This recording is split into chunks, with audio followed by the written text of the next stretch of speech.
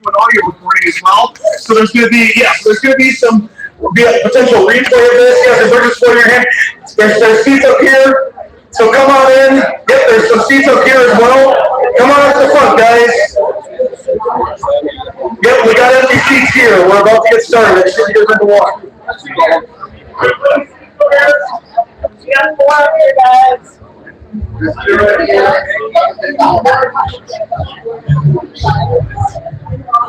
All right. For the staff at the back, we've got room for maybe about 20-ish more people, so, but there'll be some standing room in the back there, some other spots, but please, if you're coming in, find a seat. If you're seated, there's a seat next to you that's open.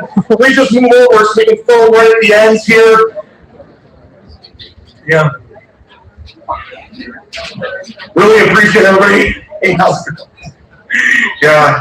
Really appreciate everybody who made it out tonight. There's 4 seats up in the front here. They're open. There's 4 seats in the front open. I mean, I know, I might be sweating a little bit for being nervous, but I'm not going to smell that bad. Okay? So there's 4 seats up here. So please, there's 4 seats up here. There's some seats up here as well. Okay? We are about to get started, folks. Thank you all so much for coming on in. I think we want to kick things off here. Good, thank you. Thank you guys for sitting down here. We've got some great guests. We have some guest speakers here tonight.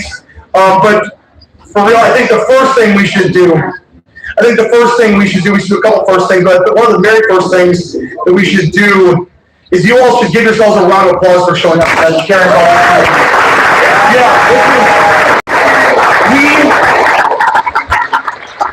Here in Milwaukee, we are at a critical juncture. With the possibility of a major ICE operation coming to this city, and with ICE already operating to a certain degree in this town, and with people being afraid, it is so heartening to see all of you showing up here, showing up for your neighbors, showing up for people who might be too afraid or not able to show up tonight, and for showing up because you want to make a difference and you want to be a leader. And that's one of the things I'm so proud to be doing as your alderman. Encouraging everyone to step up and be a leader in their own way. So by taking the time tonight, you're doing that. For any staff, any volunteer or other staff who can hear me here, if we can get some more people to tell the crowd outside that we're going to go live from my alderman page as soon as Janice gets here. And she'll be setting that up. And also, where is Jess here? There you go. Maybe you could get a hold of Janice and see when that's going to happen, so we can make sure that'll happen soon. It won't happen right away, but hey, this is local government. Everything doesn't operate with 100% efficiency here. But I really do appreciate everybody coming in. Yep, good. And we're filling in the last of the spaces here. Yeah, there are some spaces right here up at the front. Okay, good. We got students here. We've got neighborhood elders here. We've got homeowners here. We've got renters here. And everybody in between.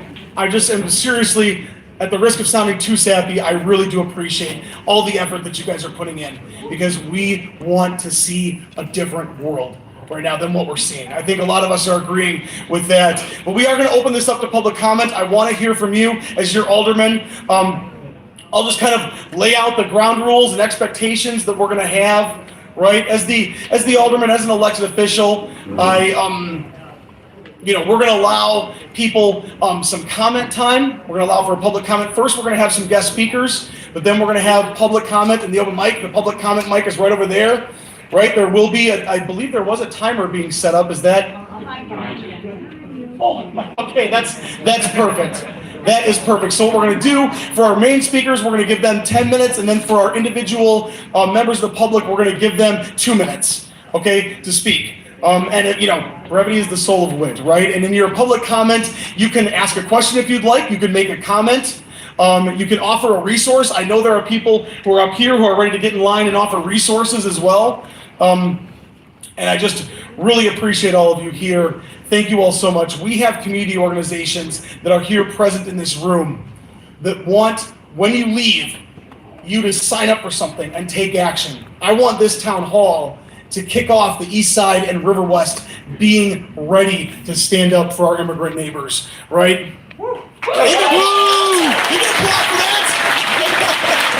You can for that applause. You know, this is a space where applause or another type of, or any other kind of reaction is allowed. My only ask for the sake of time. My only ask for the sake of time is that we're going to allow a healthy conversation that might include some applause or anything else. But my ask is that when I try to bring everybody back so that we can move on to the next speaker, that you guys do that, please. That would be my only ask. But otherwise, interaction is fine. You know, we love a zesty town hall here in the 3rd District. That's what we do here on the East Side and River West. Okay? But I want to just kick it off, welcoming everybody. I want to thank the people that helped set up tonight too. The Pabst Theater Group has graciously given the space to our office to use. Thank you guys. I really do appreciate it. Where's Paul? Thank you for helping me set up tonight. Yeah. I also want to thank all of the people who've been volunteering with my office. I am the organizer-in-chief for the East Side, and we've been bringing in volunteers. People have been stepping up to be leaders who are volunteering either here tonight, or maybe they're watching online once we get the live stream going, they helped us set up tonight. So give those people a round of applause who have been volunteering their time. Yeah, thank you. Seriously, thank you. And we have a lot of speakers and people who will be providing resources. Let's give all of them a one big round of applause as well. And I just want to, at the risk of wearing our hands out here, I do want to give another round of applause for my legislative assistant, somebody a lot of you talk to all the time when you call, right? Jessica Cook. Where's Jessica right now? Yeah, thank you, Jessica. Seriously, thank you. Thank you for everything that you're doing for our office. And Jessica did so much of the legwork. I actually spoke to a Marquette class just before this and was whisked back here. So, the timer just went off. I think that was my time to end the welcome. We are all going to respect the timer here so that everybody can get a chance to be heard tonight. So first up, I wanted to introduce one of our community partners who's a member of Milwaukee DSA and a leader in Comité Sin Fronteras, Stephanie Salgado, who will introduce the organization and talk about the work they're doing to support immigrants.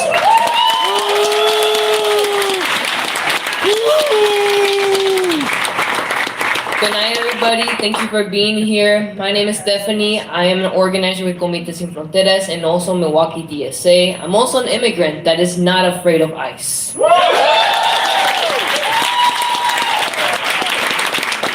I was born and raised in Honduras, in the capital Tegucigalpa, until I was the age of 14. And since then, I've realized that a lot of my experiences in Honduras was very much tied to the political current in the United States. As many of you all know, or maybe not, in 2008, the United States government intervened in Honduras and did a coup in the current president who was trying to make a trade deal on oil with Venezuela. It all ties back to today. I had no idea at the age of 8 years old what was going on, and especially seeing rioters not only putting my mom inside of a grocery store, never knowing if she was going to come out, maybe also when my family got caught in gunfire in the middle of a rioting. But at the end of the day, my family chose to come to this country not to fear. So I'm going to give you a reason why to rise up. Yeah.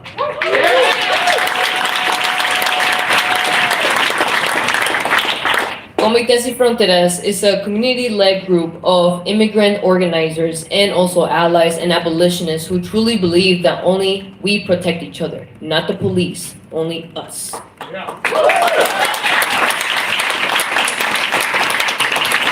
You will hear up next with our organizers, Rachel and Maddie, to talk about how to get plugged in Comité and how you can sign up with our table back right next to the bar. There's no alcohol drinks tonight, but maybe later tonight we can grab some. Hey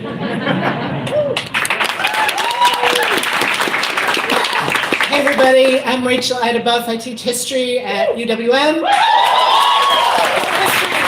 I'm also a backup singer for Stephanie, and I organize with Comité Sin Fronteras, Jewish Voice for Peace, and the Wisconsin Coalition for Justice in Palestine. So I'm going to give you a quick historical overview, 50, 70 minutes. Don't worry, no, I'm kidding. We are the people of Minneapolis, the city where I went to grad school, the city I love, are winning. Yeah. ICE is being drawn down. And they're winning in part, they're winning because of their courageousness, because of their unitedness, because of their solidarity across lines of national origin, papers are not papers, race and ethnicity. They're winning because they defy all that and come together. And they're winning because they stand on the shoulders of giants. Fighting the deportation terror, coming to community defense is an older American tradition than the United States. It predates the Constitution. It predates the founding of the Republic. Therefore, fighting deportation and community defense is essentially American.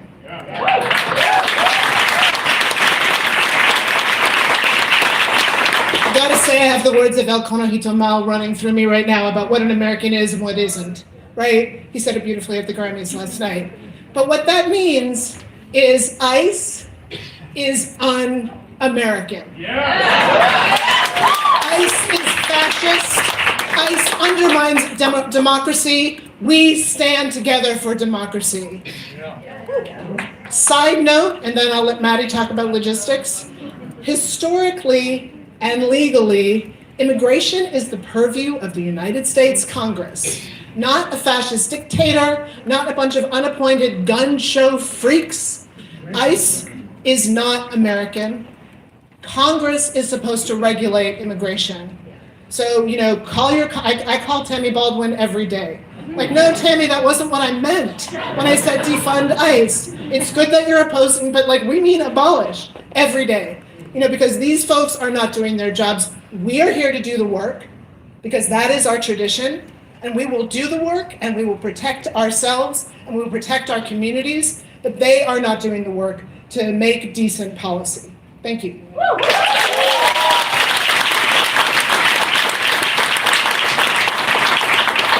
My name is Maddie, and I organize with the Comités Emprenderas, and I work for the Milwaukee Turners. The Community Defense Network has 2 upcoming trainings. One is the ICE Verifier training, and if you take the ICE Verifier training, you will get trained on how to safely verify ICE and how to legally verify ICE. All of our trainings are built on safety and legality. The next ICE Verifier training is Saturday, February 14th from 1 to 3 p.m. And then our other training is the Los Piqueteros training, which is a civil obedience training that will teach you how to picket safely and legally with Mario, one of our comrades up front, and Sam. And the next training for that is Saturday, February 21st from 1 to 3 p.m. Signups for both of those trainings are on the table on the back right, as well as if you want to sign up for our community newsletter that goes out with all of the other upcoming trainings as well. Because of what ICE is doing, what the federal government is doing, there are no longer safe spaces because sanctuaries are legally gone. So now we have to enter a time for brave spaces. So please join us.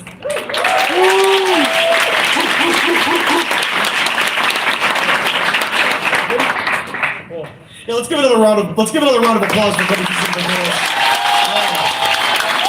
Yeah, thank you.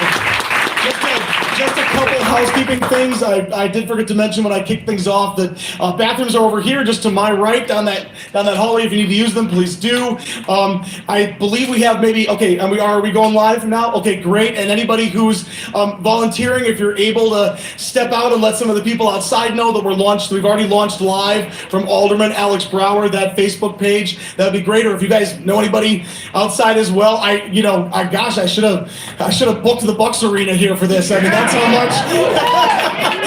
much this community cares. Seriously, and it's such a great thing. Let's good. We got the timer set for another 10 minutes here, so we're going to hear from another guest speaker, and then we'll move it over to public comment. But I really want to warmly welcome here to this microphone one of my union brothers, Jose Ramirez from Laborers Local 119, who's going to speak about his experience and what their union is facing.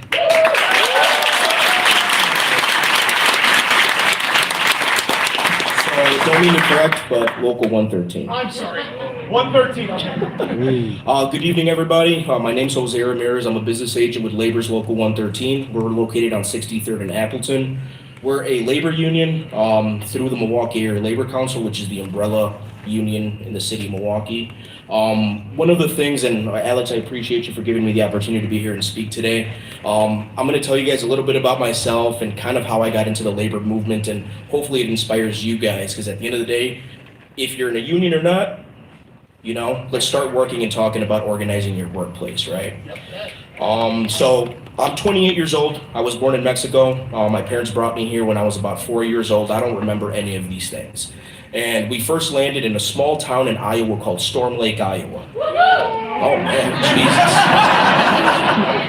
Wow. And Storm Lake is one of these small towns where you either work at the McDonald's, at the Burger King, at the Walgreens, and in this case, at the Tyson Foods, right? If you guys remember, during COVID, there was a huge outbreak at one of the Tyson plants. It was that one in Storm Lake. So we were there for about 6 to 8 months. We were in Chicago, and then we ended up moving to Milwaukee. Been here since about 2000. Went to public schools my whole life. I grew up on Milwaukee South Side. I went to Humboldt Park Elementary and Middle School, and then graduated from Milwaukee Hamilton High School. So, who's a ham house? So, in high school, I didn't really know what I wanted to do, and I ended up joining the trades. And at the time, I had no idea what a union was. I remember my first day on the job was as a pre-apprentice at the Milwaukee Bucks Arena. And I was doing material handling, and everybody kept asking me, like, hey, man, are you a labor? Are you a labor? And I'm like, the fuck's a labor, man? It's like, I was just working. In my mind, I was just there to work and make money, right? And slowly I started learning more about I ended up getting signed up into the labor's union. I've been in for about 10 years now, and slowly started learning more about the labor movement, and slowly started connecting the dots with a lot of things. My parents worked at Cargill. My dad worked at Cargill for about 22 years. My mom worked at the downtown location for about 10 years. My dad worked at the Butler location, which used to be Wispac. And this is where I'm connecting the dots, right, with Storm Lake, Iowa. I remember growing up hearing about how the union wanted to get into the plant where my parents were working at the time. It didn't make sense, right? Come to find out, as I've been in the labor movement, that was UFCW Local 1473 that was organizing and trying to organize the two plants, the Butler location and the downtown location, which my mom and a lot of the other Hispanics would refer to as La PEC, which is Bernie Peck, which was one of the biggest union busters in the city of Milwaukee, especially during the meat packers strike in like the 70s, like 74 or something. And it turns out that when there was that huge union busting campaign in like 74, 75, which the Meat Packers Association represented about 10 meatpacking unions here in the city of Milwaukee and Wispac over in Butler, there was this huge company that originated out of Iowa called IBF, Iowa Beef Processors. Search it up on Google. They ended up getting purchased by Tyson Foods. And it's just like connecting these dots and realizing, right? And like when I was out on the field for about 6 years. I did a lot of projects here in downtown Milwaukee, from the Milwaukee Fortress, the Bucks Arena, everything from new construction to demolition to restoration. We were at the VA, and my last project that I was on before getting hired on as a business agent, as a union rep with my union, was the 25-story job on, Kilbourne and Van Buren, which is the Ascent. One of the coolest projects I've ever seen. A little side story. You guys know who Patrick Stewart is? Awesome. So he has a show on HBO called Engineering the Future. There's an episode on us building the Ascent, and you can see me getting interviewed. I was about 30 pounds less. But anyways, so as I joined the union and like becoming a business agent, like in the beginning it was a lot of trial and error and trying to really realize what my job as a rep was, right? Am I just handling grievances? Am I just signing people up into the union? Am I just, it was very confusing in the beginning, and slowly realized that my role as a union officer, in my opinion, was meant to be for me. I feel like I don't go to work. My union, the Labor's International Union of North America, was founded by a German immigrant. Our first constitution in 1903, when we were chartered by the AFL, because it was only the AFL at the time, the CIO wasn't together yet. That was before the merger in 54, if I'm not mistaken. Our constitution was in German. And then after that, it was in 4 other languages. And I go to work, and this is why I'm able to wear this up here. I don't hide when I go to these types of things. I don't hide when I participate in events with the DSA or with MARPR or with Frizzo, because at the end of the day, I know that my values are represented by my employer as well. And I'm so passionate about what I do, because at the end of the day, I go into work every day representing the underrepresented. That is our mission and our cause with the laborers union, right? A little side story, my first 2 weeks on the job, we were at Hunzinger, the Hunzinger job that was getting built over off of Greenfield. And there was this gentleman that he was in a skid steer. He kind of came up to me. I introduced myself. Hey, I'm the new union rep.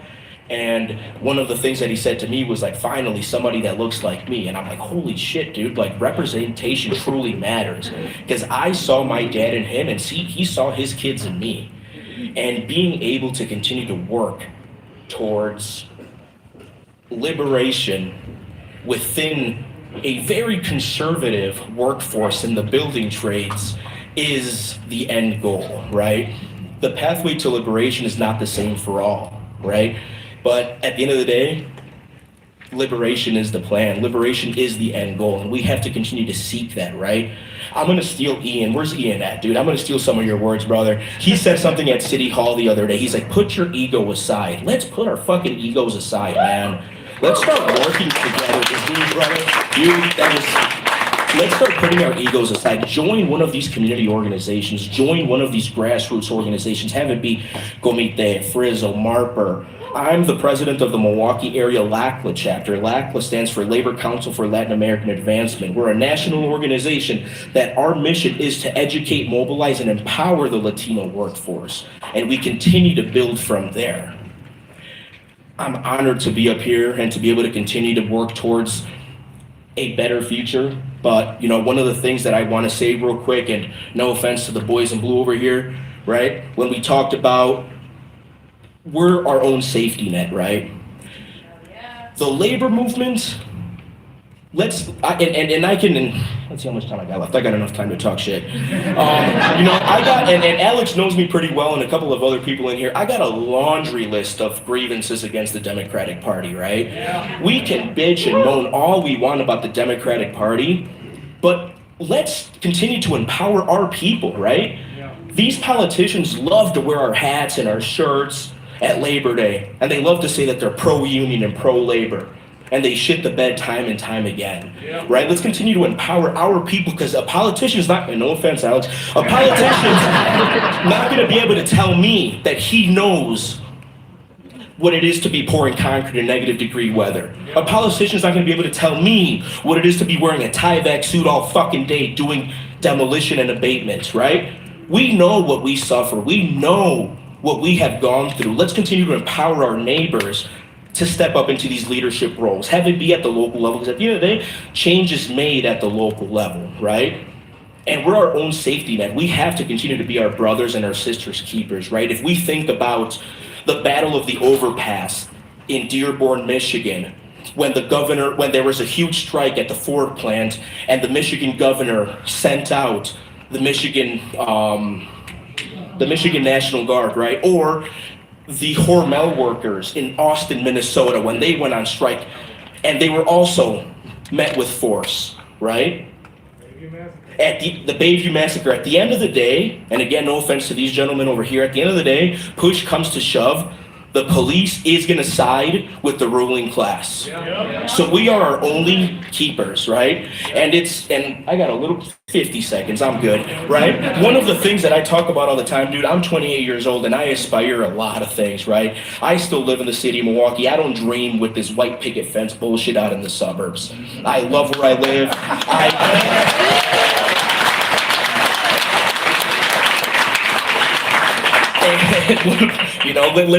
That's what we have to talk about, right? We have to continue to empower each other, and I forget what I was going to say after that. You threw me off, Alex.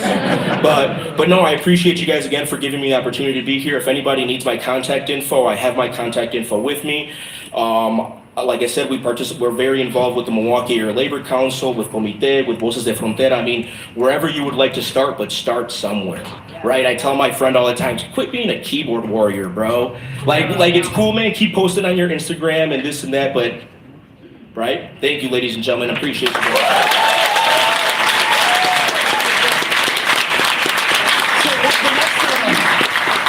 Yeah, give me a round of applause for Jose Ramirez and Stephanie.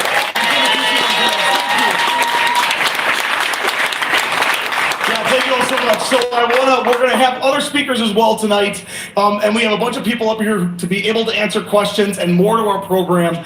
But the meat of our program is going to be hearing from you all. So we're going to open up to the public comment period now. And then we're going to have a few other guest speakers, some more public comment, and then we'll wrap things up for tonight. I know there's a few folks up here who want to offer some stuff for public comment. I know, Michael, you were going to offer something for public comment. You want to get in line when you can. What we're going to do is the microphone is right over there, so we're going to line up by the microphone there, and yeah, it's somewhere over there. Yeah, yep. And then we'll line up there, and we can. We'll set the timer. I was actually incorrect earlier. It's going to be 1.5 minutes for each speaker. We want to get to as many people as possible. So one of the tricks that one of my union brothers who's sitting up here, John Fleisner, taught me years ago was lead with your conclusion when you speak, right? So please do that. You'll have 1.5 minutes to speak or ask a question or make a comment or provide a resource. If you're coming here tonight with something that should be shared, please get in line and share it as well. We're not going to get to everybody, though. I really am sad. We're not going to get to everybody who wants to say something.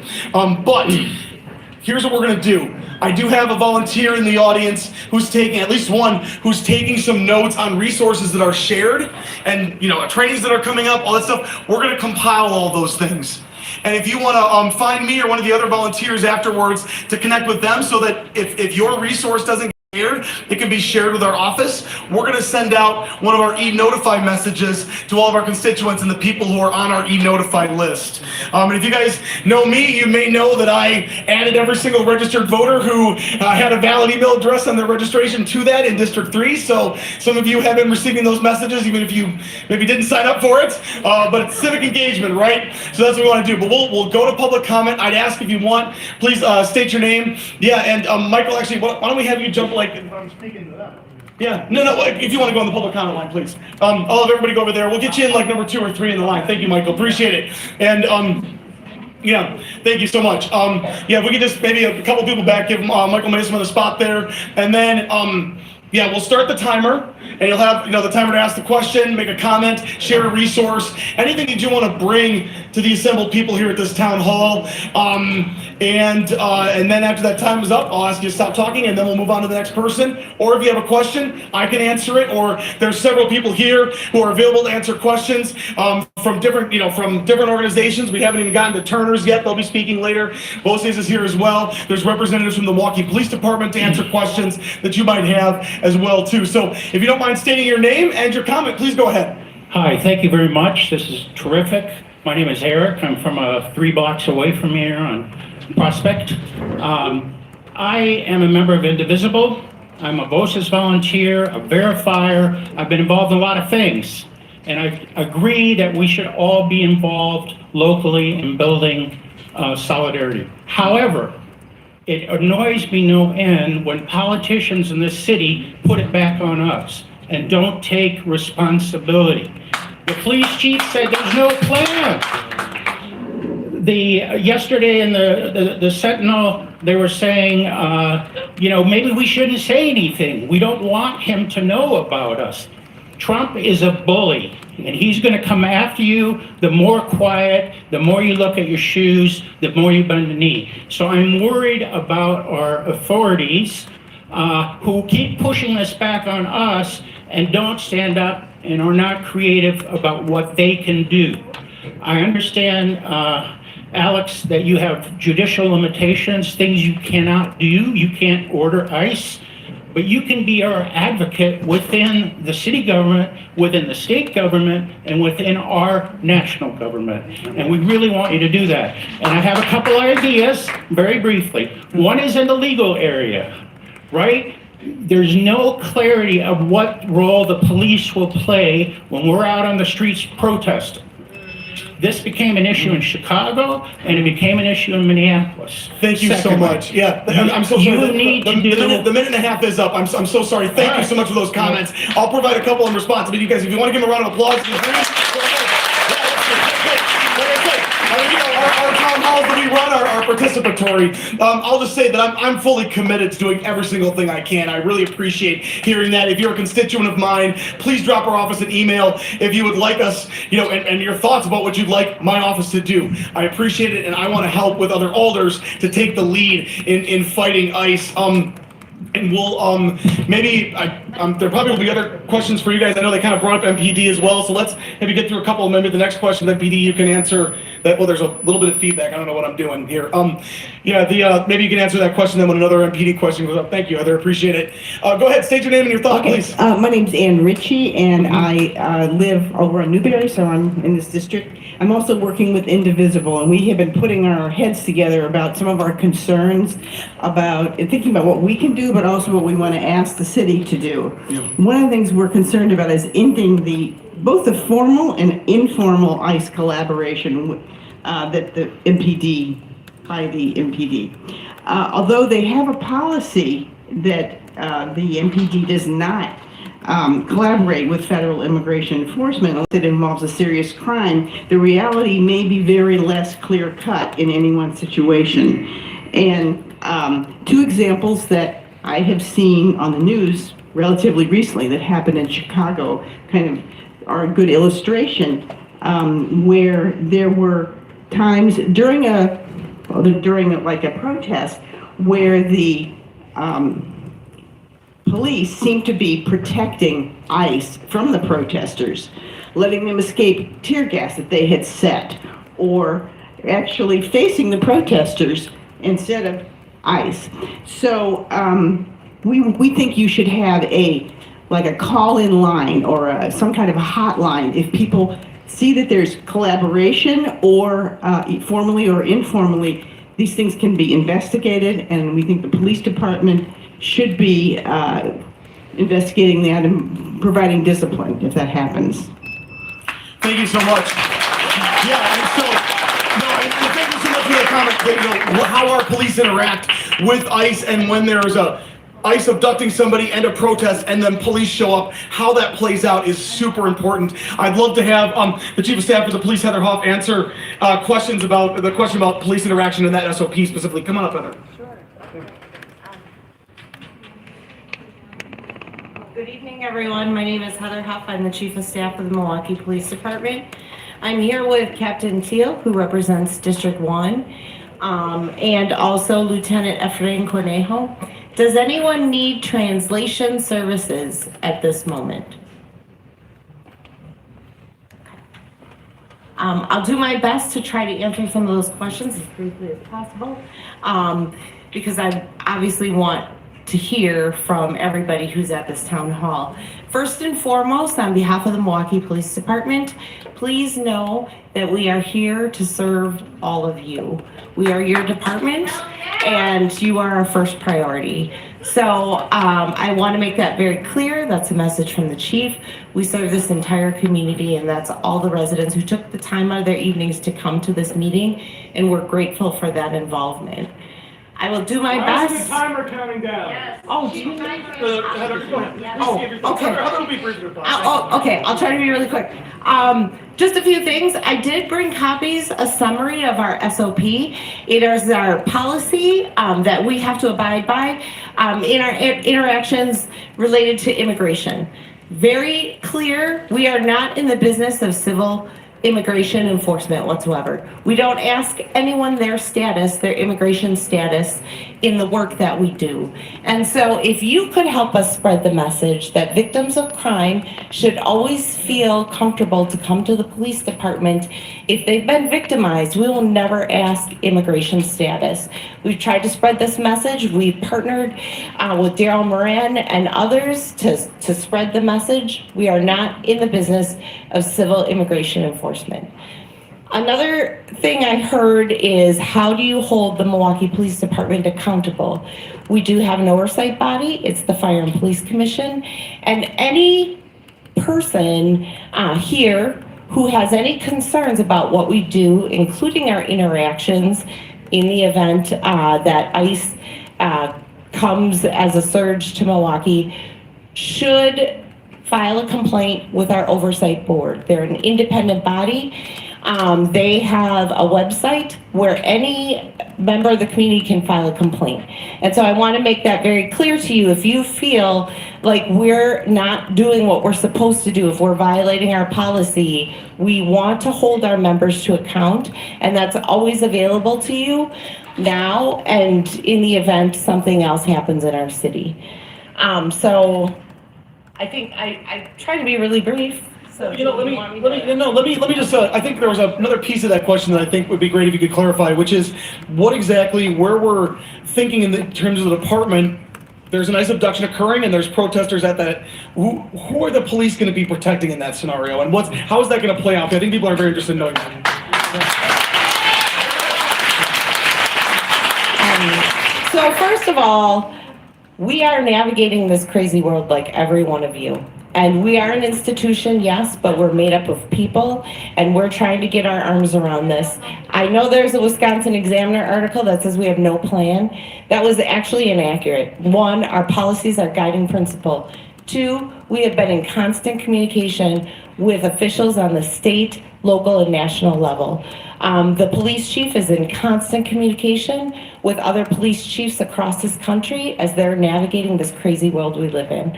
And so please know we're with you there. Now, what happens if there is a protest and there is ICE activity going on? What you have to keep in mind for our purposes is that immigration enforcement and Homeland Security are authorized law enforcement agencies. To the extent that we can, we are going to do our very best if we are present to de-escalate situations. However, we cannot obstruct a law enforcement agency from doing law enforcement work.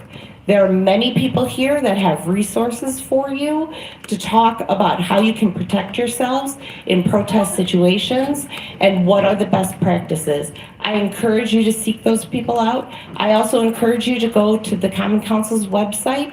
They created a Know Your Resources guide for all of the residents of Milwaukee to navigate those situations. Please know we are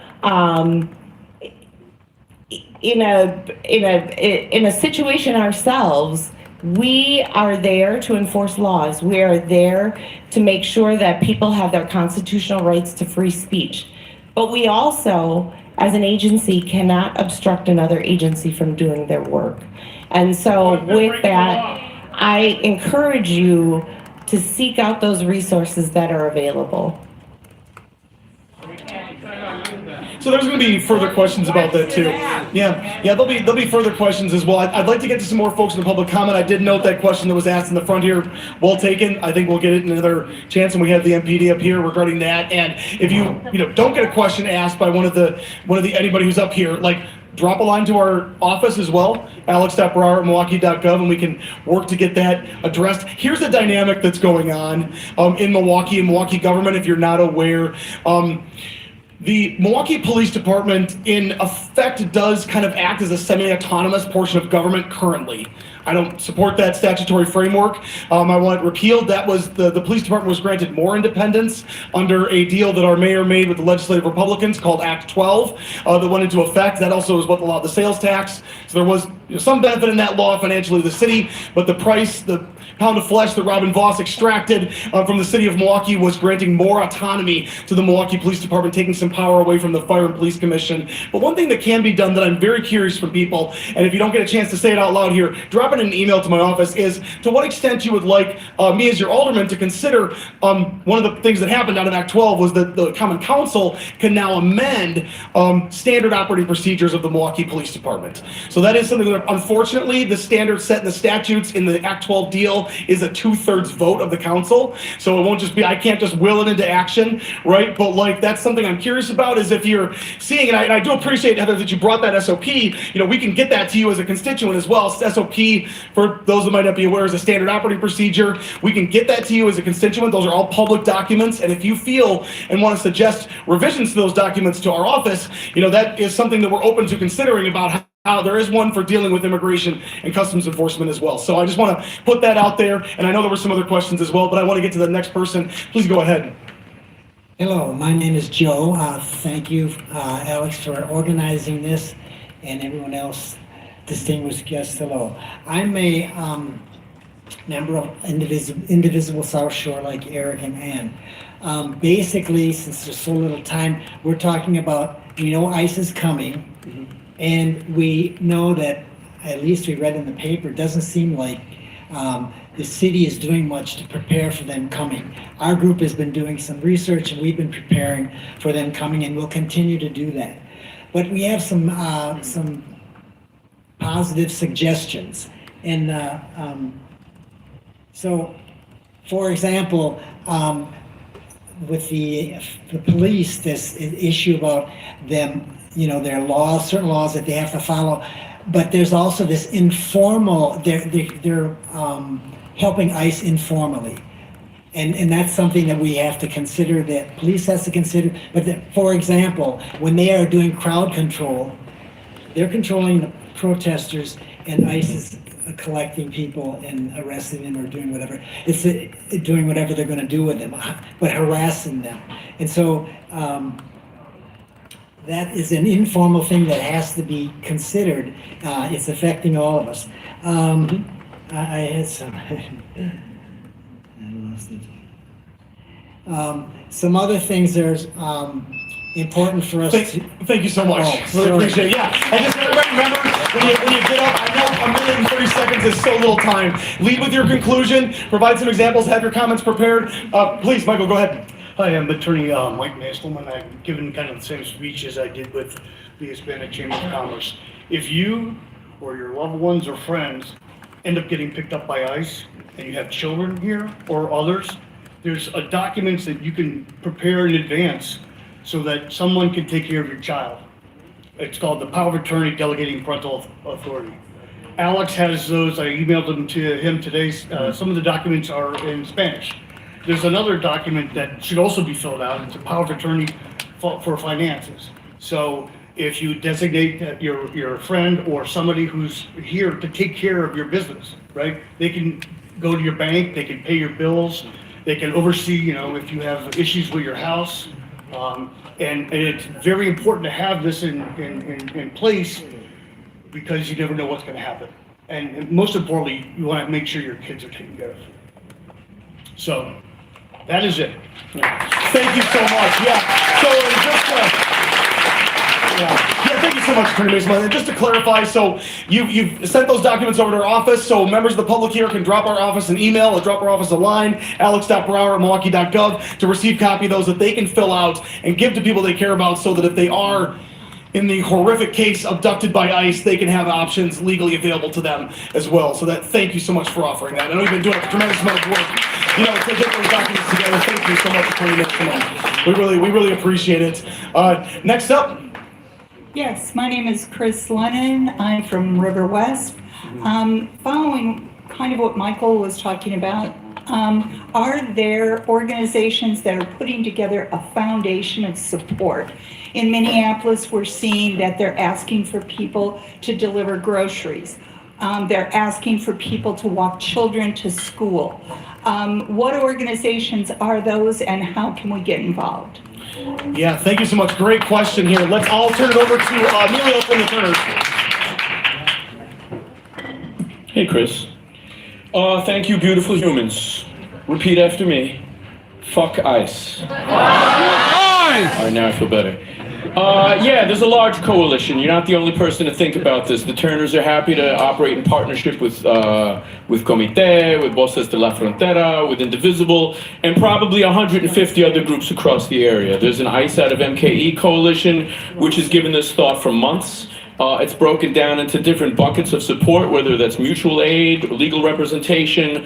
There are restaurants, there are businesses, there are individuals, there's folks that are willing and able to distribute and save food, diapers, period supplies. A whole lot of infrastructure is going in a very intentional, well thought out, and decentralized fashion. We'll share a little about that later. But there are packets that you can get on the city's website as well as our website, which will list all the things Michael was saying, as well as all the plans that people need to protect themselves. You may not know where you fit today, but we'll give you a menu of options by the end of this meeting that Alex has put through so that you can make a thoughtful decision for yourself and your families later. So yes, Chris. Thank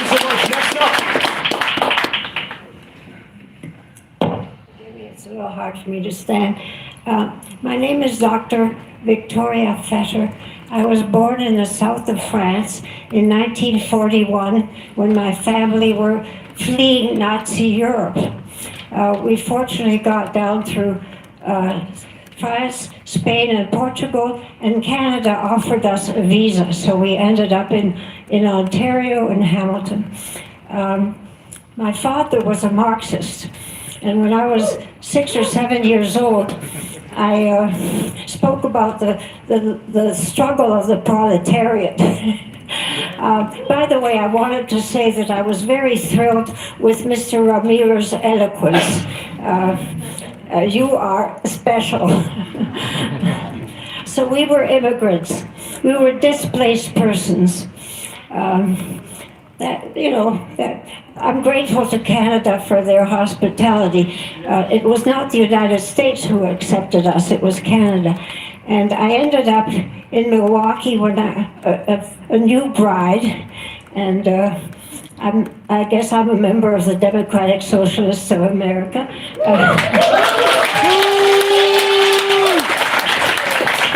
I come by my political positions honestly, as you know, since my father was a Marxist, and it was just what I heard at home as a child, and it's just a great privilege to be with all of you here. I feel like you're all my brothers and my sisters. It's a great feeling. Thank you.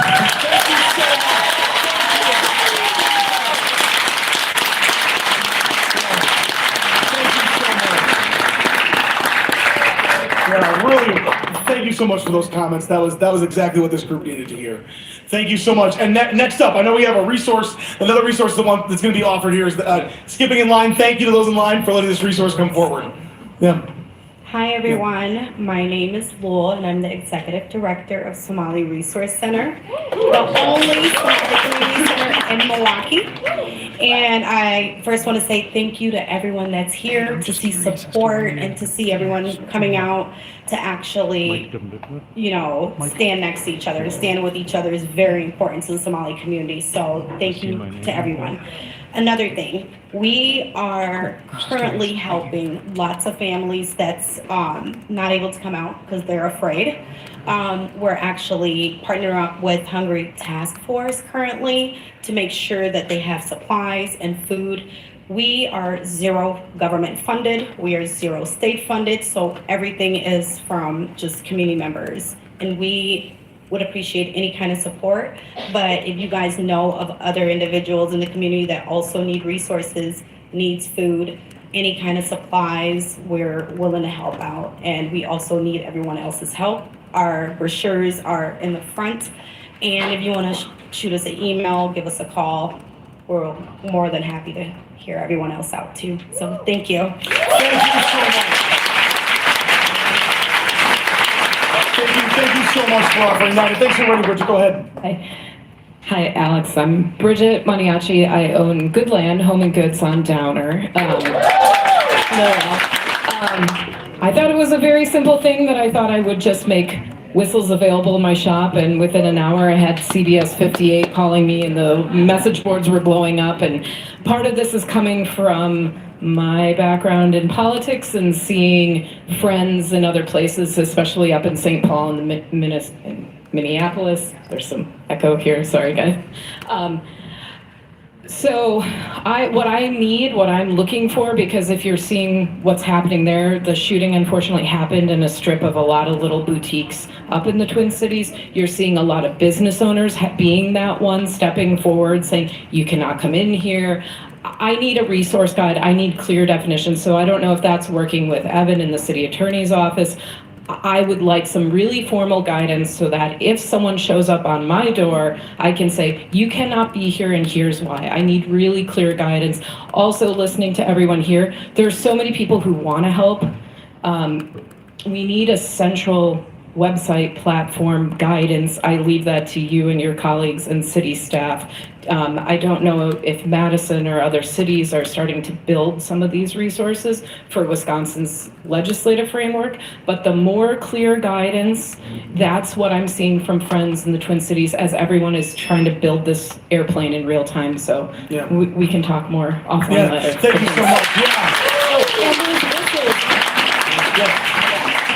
Yeah, the whistles are available at Goodland still, is that correct? And they're here tonight. Oh, and there's also whistles available for distribution here too. Let's see. Actually, I would love one of our partners to describe why somebody, maybe not everybody knows why you would need a whistle. Stephanie, would you like to shout out why? So if you're here today and you got a whistle, you already have a whistle, you know that that's not the first form of protection, but that's just a visibility form of protection, right? So when you use your whistle, you are deporting ICE. Meaning, 3 long blasts, what it means, comité? There's ICE around. So, there's ICE around. Now, if you hear it more consecutively, like shortened, like that means ICE is detaining someone. And there's gonna be whistle kits at the front, but then also Voz de la Frontera is gonna come out. And if you're interested about distributing those, get connected to Comité or MARPER doing these barrio walks, especially in the south side. Just so everybody here is aware, MARPER is the Milwaukee Alliance Against Racism and Political Oppression. They're on Facebook. They're doing, and we can maybe at some point we can have one of our partners talk about what the barrio walks are. But I want to get back to some more public comments, so please go ahead. Hi there, everybody. My name is Ian Gunther. I'm the president of ASME Local 47 and an officer for the DSA Milwaukee Labor Working Group. So I'm trying to lead by example, and like Jose said earlier, drop your ego. And so in doing that, we're organizing a community response network called the River B Community Network for the River West and Harambe neighborhoods. One of the main goals of this network is to bolster the community defense networks that already exist by connecting you with those networks like Comités Sin Fronteras and Turner and all the other networks that are popping up across the area. And we're trying to build these effective working groups where new ones need to exist. We'll be doing a block-by-block neighborhood ICE watch. We're doing economic boycott work that's getting organized right now. The mutual aid networks, childcare, mental health support, information and whistle 3D printing. There's an aspect of the resistance here that everyone can plug into. And there are parts of that resistance that have not been dreamed of yet, and I invite you to dream of them. There's a QR code on the table by the bar and one by the table on the way out. If you are in River West or not in River West or Harambe, we will do our best to get you connected with the neighborhood networks forming on the east side, downtown, and whatever neighborhood that you're connected with. So please go ahead and scan those QR codes on the way out. It's a form, it's secure, it's French for some reason. So hit the bottom part of it that looks like a submit button, but it's in French. It's okay. Thank you so much, Ian. Thank you. Next up. Hi everybody, my name is Andy Barber. I'm co-chair of the Milwaukee Democratic Socialists of America. I just want to say to everybody here, the DSA is the largest socialist organization in America and also here in Milwaukee. As we all know, ICE is a fascist entity. Time and time and again now, we have witnessed them execute people fighting for the rights of immigrants and openly kidnap countless others on the street. The only way to oppose fascism is by organizing our neighbors to fight for a better tomorrow. As you've heard from Heather herself, the police aren't committed to protecting us. Now more than ever, we need to join together and use our collective might as members of the working class of Milwaukee to stop fascism right in its tracks. The DSA is an all-volunteer organization to abolish ICE, and numbers matter here, folks. There are more of us than there are of them. I want to thank the alderman here for being DSA's organizer-in-chief here on the east side, but it is up to all of us here to make actual change in this city and abroad. We have members here ready to get you plugged into the important work that we're doing. Lori and Bryce, if you would raise your clipboards high in the back. We've also got a table near the front that you can sign up to get more involved with. Many of our speakers up here at the front are members of DSA as well. You should be too. Abolish ICE now. Thank you so much. Thank you so much, Andy. Thank you so much. Next up. Hi, my name is Sarah Marie Street, and I live in the neighborhood. I am wearing a Melt the Ice hat. It's just a red, yep, you got it. It's a red woolen hat with a tassel, and it comes from when Norwegian resistance forces resisted Nazi Germany when they occupied in the 40s, World War II.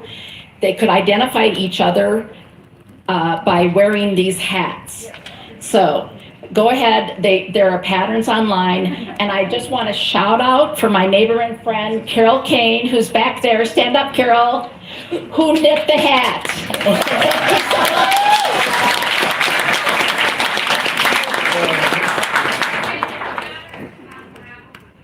Okay, the pattern is on Ravelry.com. Thank you, Carol. Thank you so much. Next up. Hi, my name's Adam. I'm a big fan of preventive maintenance, and I'm just wondering if we're able to provide like some type of legal standing for undocumented Americans. If they had legal standing, then we would eliminate the whole problem of ICE coming here. So, I mean, if there's a way that we can find a way to either get them a work visa or some type of, path to naturalization or whatever, that would eliminate the whole problem. ICE would come in and leave. And if people are apprehended, I read that if they're not deemed to be a threat to the community, they can bail themselves out. It's $1,500 or something, I think was the minimum or whatever. But if we can collaborate and get a pool of money together to help them like bail themselves out if they are apprehended, like that seems like it would be like eliminating the problem. And then whatever we can't do, if there is a problem or someone gets apprehended, then we can help to get them bailed out and back to their families, instead of trying to find a way to get their kids off to other places or whatever, like just get them back in their house with their families. That's it. No, thank you so much. And I'd love to see if Emilio, do you have some thoughts regarding like how we can achieve that if that's possible? Please go ahead. Thank you for concern, and I think that you embody a lot of frustration that a lot of folks have. The federal government is no longer obeying a lot of the rules that were set in place for the rightful immigration of individuals on a multiplicity of visas. If you visit either the city's website or the Milwaukee Turner's website, you'll see the direct links that each visa holder can have on our training to complete or renew. There are organizations like Voces de la Frontera and other groups that have bail funds for this, but if you go to the website portal to find and identify the location of your loved one who's been kidnapped by ICE or CBP, it is no longer accurate, and they're expediting removals unlawfully. They are breaking their own laws to do this thing. So while your ideas are sound, the practice is not sound. Also, those changes can only be made at the federal level, and more than likely only after Trump is out.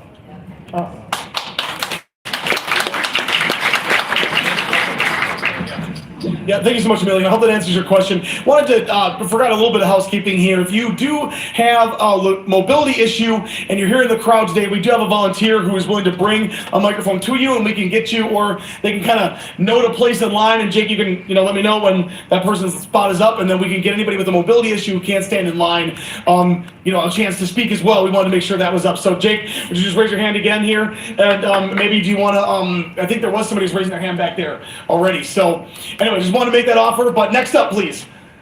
Hello, my name's Alicia. I was wondering if the council can do anything legally to push that ICE has to wear official uniform, because I don't want anyone taking advantage of the unofficial uniform to act as this, and they're like some weirdo. And is there anything that the council reached out to anyone who's looking to get legal status and help them with providing them with an attorney? I know an attorney mentioned earlier that he has some forms, but if they have anything to help people expedite, because I feel like people who are here that don't have a legal standing, the best way to make them feel safe is to have a legal standing, and especially have been in contact with a lawyer and already have a relationship established there, so that there can be a legit way to fight this. I feel like there's a lot of other people in the government besides the president that are willing to make it where immigrants can have a legal standing, and I'd really like that Milwaukee is reaching out to those avenues. Yeah, thank you so much. If you want to mind staying up there, I actually have a question for you, because this is something that is, and I ponder quite a bit. There was kind of two questions embedded in there. The first one being, like, what kind of legislation you would like to see the council pass legislation to prevent the masking, potentially limit ICE in other respects, using our ordinance power. We do have the power to enact ordinances. They can't conflict with state or federal statutes. But let me ask you a question here, and like your political opinion on this, and I'd be curious about the political opinion of other people here too. If I were to propose a law that maybe there's the likely potential for it to be thrown out by maybe a pro-Trump federal judge or something like that, would you still want me to introduce that law anyway, even if it's likely to fail? All right, I hear you guys. Okay, I needed to help thinking about that, because at City Hall, every single law, if you're not aware, every single ordinance or resolution or piece of legislation or file, as we call them at City Hall, every time it gets introduced, the city attorney's office signs off on whether it's legally enforceable or not. And that doesn't legally stop us from passing the legislation. The city attorney doesn't have veto power over what we do, but they just provide that thought. So if there was a piece of legislation regarding ICE, and I'm very keen to explore every single option and do every single thing we can do to limit ICE, but if there was a piece of legislation was proposed like you're discussing, and the city attorney's office said that it wasn't legally enforceable, would you want me to still push that piece of legislation? Yes. Okay, yeah, because what we want to do is try to do everything we can, is that what you're suggesting? Okay, thank you for the clarity on that, yeah. The next piece was about connecting people with attorneys, and did you have a thought you wanted to bring on that? Okay, later, okay, all right, yeah, in the later speech, or? Yeah, okay, yeah, Emilio, yeah, if you want to step up on, because what I would want to do as an elected official is connect with organizations, like our city attorney's office doesn't provide immigration counseling, right, but like, we want to connect with organizations that are doing that, so you want to provide where we can get some attorney information? There are a variety of places you can look, and primarily they say wisbar.org. But when the Turners anticipated this would happen in January, we drafted immigration training with 5 immigration lawyers, and we reflected it back to 28 immigration rights groups. And we have on our website a list of about 75 immigration rights attorneys that are pro bono, which means free, or low bono, which means not quite free. And then we also have a separate list there of ones working specifically in deportation proceedings, which is much smaller, and we also list the 6 DOJ local groups like Hanan Refugee and other folks who will help people do things like fill out some of the forms that Mike shared earlier. We also link to all those forms in that same training on our website. So you can identify the attorneys and their cell phones and emails on that training. What's the website again? That's a great question. No, it's MilwaukeeTurners.org. Yep, and I know that for every resource that's offered too, our volunteers are capturing those resources. We want to put them in an e-notify out to constituents. Was just asked, we do have another resource to provide. Actually, Stephanie, do you want to share that an action somebody can take right now? Yes. The last speaker brought up, I don't want anybody to be taken advantage if they are abducted by ICE or what it looks like ICE. So I want everyone to pull out your phones. And once you do it, say, I. Gracias. So pull out this phone number, save us a new phone number for ICE Verifier Hotline. 1-800-427-0213. That's the phone number. Can you say that again? Repeat it one more time. Yes. 1-800-427-0213. That's the phone number you call to report ICE. That's why verifiers are there. So even if you don't know if that's ICE because they're not unmarked, you go as a verifier and you go and verify yourself. Not yourself, sorry. A trained verifier.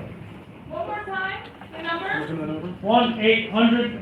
Let's do it through the microphone, Blue. Let's do the microphone. Everybody can hear it. Yeah. 1-800-427-0213. Great. All right, cool. Next up, Good evening, Alderman. My name is Dane. I do apologize for my mask, but I would like to remain relatively anonymous. I have been catastrophizing a lot because I work with international students as part of my job at UWM, and I was wondering if there was anything that I should keep in mind or rights that I should know, both as a student and an employee of the university, in order to protect their privacy.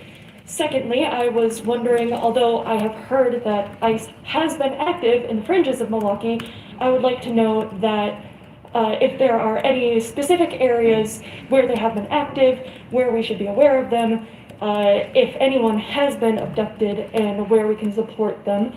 And lastly, I would like to thank you for coming out tonight, because my sister lives in Minneapolis, and the execution of Alex Purdy happened mere blocks away from where she lived. So I am very thankful to see all these faces here tonight, willing to stand up for their community. Yeah, thank you so much. Let's do that. There was a couple different parts in there. One, I believe the first part was related to legal, right? Or say your first question again, please. Well, rights of international students. Yeah, would you like to speak to that? If you have some thoughts on that, Amelia? Sure. First off, I'm not an attorney, although I will pretend I am one for dinner.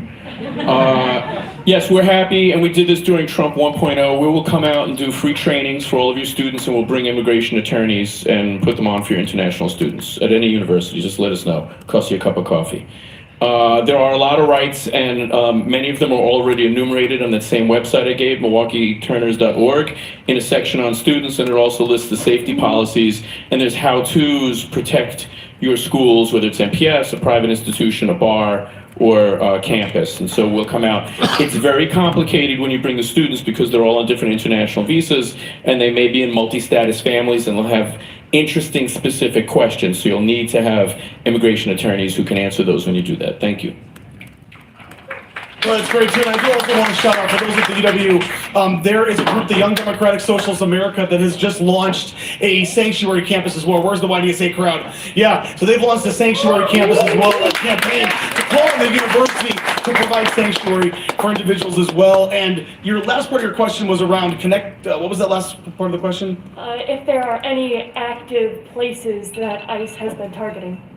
Oh yeah, I would actually. Can you speak to that, Stephanie? So with the amazing teams of the verifiers, a lot of those ICE verifying calls have been debunked, okay? But obviously the hot spot is being Southside. Unfortunately, people put rumors out there like ICE being in these hotels in Milwaukee, and since nobody verifies them or reports it to the hotline, then it creates fear-mongering among the community. So definitely the hot Southside, but again, it can come at any point, and also we should be ready with the hotline number and being trained as a verifier. So Stephanie, just confirming there, using with the hotline, and you guys haven't verified any recently that have happened. Yeah. Okay. Yeah, would you like to share? There have been ICE verifications that are on the south side, but nothing, not in the numbers that we've seen in other countries or in other cities across the US. So that's why it's important to be a verifier, as Stephanie was saying, so we can verify if it is, because right now people are too scared to leave their homes to go shopping, to go to school, for medical appointments, and we also need to be practicing and going out, and so we know what to do, so we can be brave in a space that is very scary. So that we can also verify quickly and intercede as quickly as possible to provide the most legal and emotional support for the communities that are most impacted. But again, there have been some verifications on the south side. All right, thanks for those answers. Thank you so much. We're gonna go to another presenter here in just a moment, but next up. Hello, my name's Christina. I live in River West, and I organize with the Milwaukee Anti-War Committee. So I've been in the streets with pretty much all of y'all. My question is about the use of whistles. Specifically, so I've seen some members of immigrant communities talk about how obviously the threat of attack has people on high alert. And so the use of the whistle can be kind of even more triggering, and kind of like if something really pops off, then it can kind of heighten that PTSD for them. And also like if something really intensifies, I know there can be chaos on the ground. And you saw this even like with watching the videos of the murder of Alex Preddy. We kept watching the video trying to hear what people were saying and trying to like pay attention to what was happening, but the sound of the whistles kind of obscures some of that. And so I guess my question is, what are your thoughts about that generally, but also do you have any things that people should be mindful of if they are good intentions and they want to be helpful, but like some ways that it can also be harmful, things to keep in mind? Yeah, thank you so much. I know that Stephanie, would you like to say that question, please? That was a good question brought up by Voces de la Frontera, and at their last membership assembly meeting, they put up to vote. It was undisputedly passed, anonymously too. So they are endorsing whistles. Whistles are coming through, and while it is a little traumatic, it is at least a visibility point for giving the family time to maybe get out of the situation, verifiers to know exactly where it's happening, and even as a verifier were to show up, because you don't show up alone, you show up with a buddy, if not more, then you de-escalate the situation. You're like, all right, thank you for all the people who are doing this. Now we need to record, so I need everybody shh. So the verifiers are also in partly trained with de-escalators, but if not, legal observers will be called into question for any escalation point after that. Thank you so much. Yeah, so look to a leader of the protest right there. Let's do one more before we go to the next speaker. Step on up.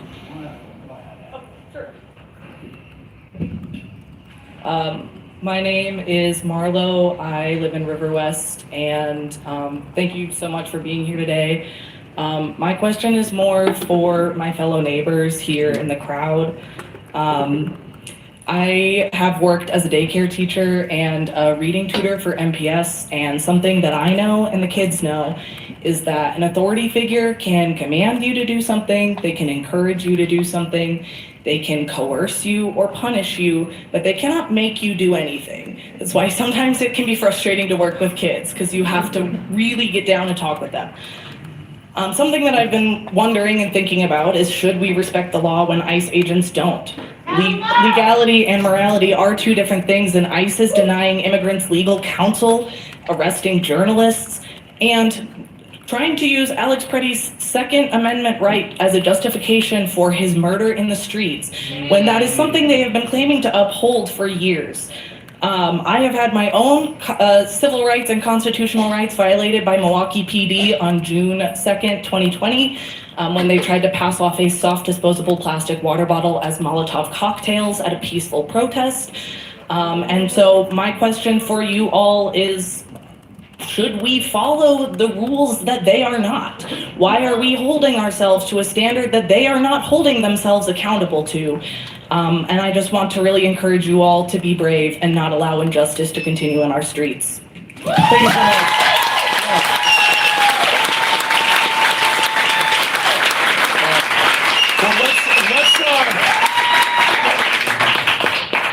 Let's move on to a guest speaker. I know there's some people still patiently waiting to join more public comment, but I want to turn it over to another partner who's going to offer more resources, which is the Milwaukee Turners. And Emilio Dettori is here from the Milwaukee Turners to provide we'll get the timer set. Very good. Okay, cool. Thank you all for abiding by the timer, by the way. This has been really good. Some of you remember the last town hall in River West, we didn't have a timer.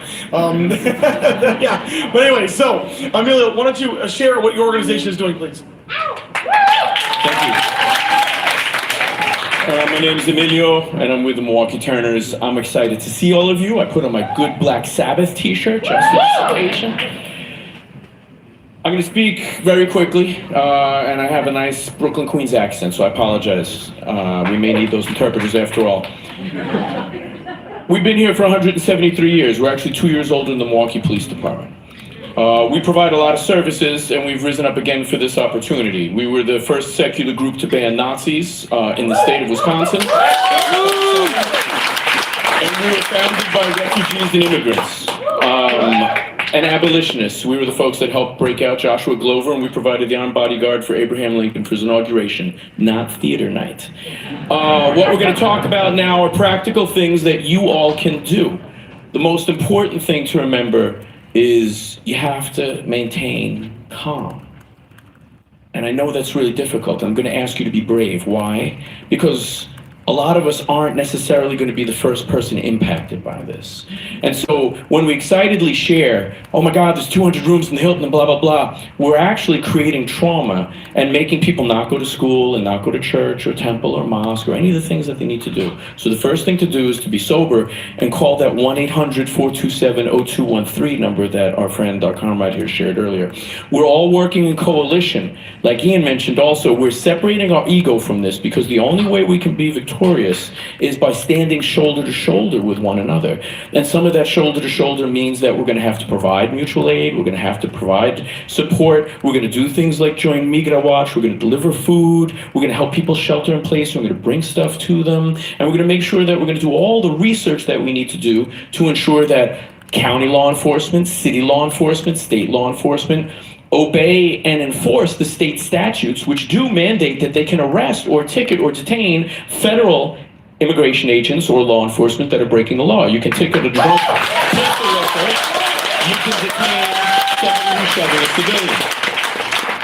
If you're interested in knowing how, I'll share the legal thoughts on that from UW-Madison Law School. The next thing you do is you're all going to need to find your place. You may not find your place today. You might emotionally, but you might not practically. Don't worry about it. It's like when you go to high school and they say, what do you want to be when you grow up? You have no idea. I didn't even know where Milwaukee was on a map. The next thing you want to do is you want to plug in as quickly as you can, because you're going to look out for each other. That's my ask for you. We're charged to build a beloved community, and you're here doing that thing. It's not yet here. We train legal observers. And so if you're interested in being a nonpartisan observer to monitor law enforcement interactions with civilian, whether that's federal law enforcement or city law enforcement, we trained with volunteers and great folks 250 new legal observers Saturday. We trained another 65 in Brookfield yesterday. We'll be at 1,000 legal observers by March 7th. It's a beautiful thing. I anticipate seeing you there. The good ones, the steady ones, the level-headed ones will pass over to Voces de la Frontera and Comité so that they can train them to do Migra Watch and other volunteer things. Because again, it is a coalition. The ISAT of MKE coalition is many, many, many groups. So get involved with us later. Reach out and figure out how you can connect when it's a little less chaotic.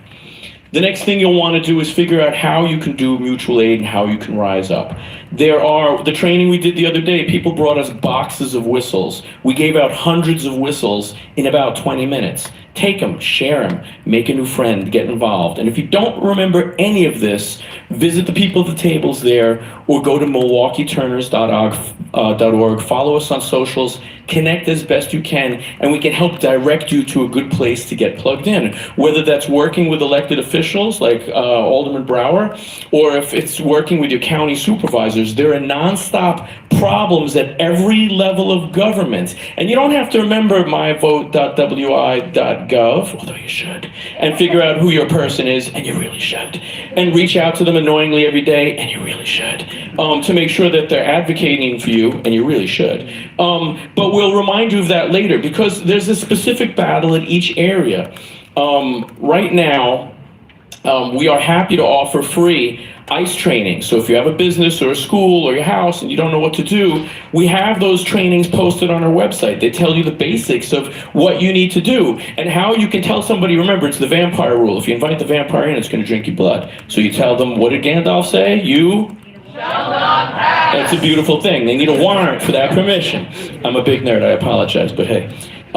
They might show you different types of warrants, and when you're scared and your body's producing cortisol and adrenaline, you don't know what the hell you're looking at. It's something fancy, and you might not know these letters. You might read a different alphabet, Amharic or Cyrillic. So we'll help you with that, and we'll guide you through that in trainings, and we can tell you which is the bootleg Fugazi or Fakakta warrant and which is the real one. And Fakakta is Yiddish for Fugazi. The other important thing you need to do is know that there are things being set up, dramatic pause, there are things being set up that will be detrimental to our civil liberties and our freedom and to all these immigrant brothers and sisters that we care about. And if you want to know a very immediate thing you can do, you need to contact your older persons, and there are 15 of them. Many of you have Alex, but many of you are here from different areas, and many of you are watching TV. And you need to tell them that we do not want facial recognition technology, and we do not want clock cameras.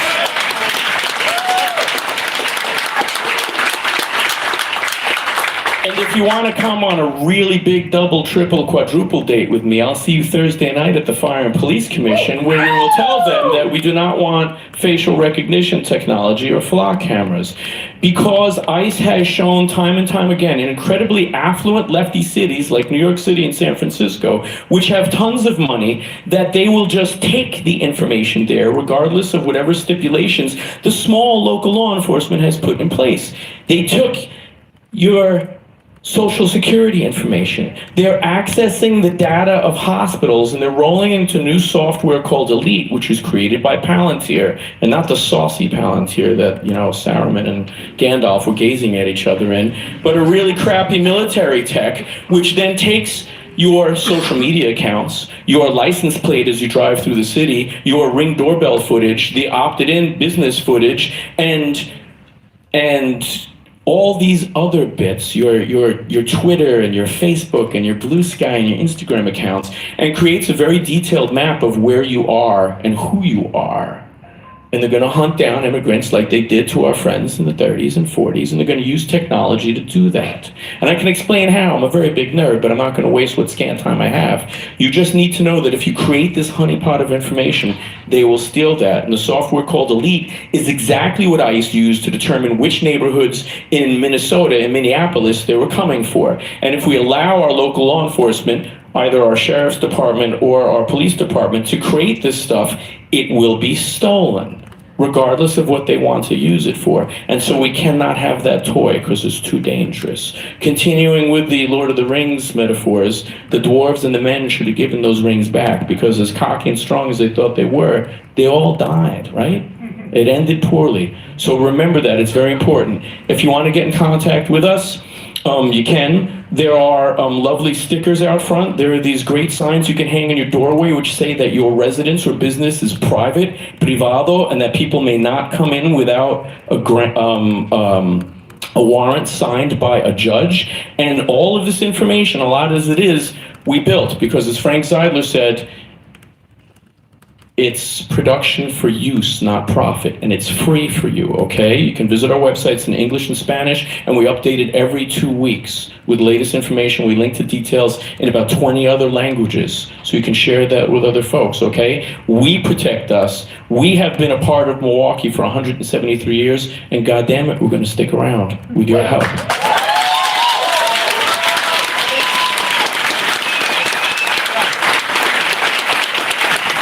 Thank you so much to every single person who's a member of the Turners here. Give them another round of applause. Yeah, thank you so much. And we are, so many of you are so ready. We are gonna have you all walk out of here with action steps that you can take. But before that, we need to move to some more public comment here. We have the timer. Oh, perfect. Okay, yeah. Thank you to who's ever staffing that right now. Appreciate it. Yes, next up, go ahead. Hi, my name is Mike. This is a question for Heather Hoff. So ICE has made it their MO in Minneapolis that when they are on a, air quote, targeted raid, they can abduct, assault anyone that they feel. We have seen ICE beat people when they are already on the ground. We've seen ICE agents spray pepper spray at people point blank. So I'd like to make the question very simple. If a federal agent is breaking the law by assaulting any one of us, even during a quote-unquote targeted raid, will MPS step in to protect us? MP, yeah.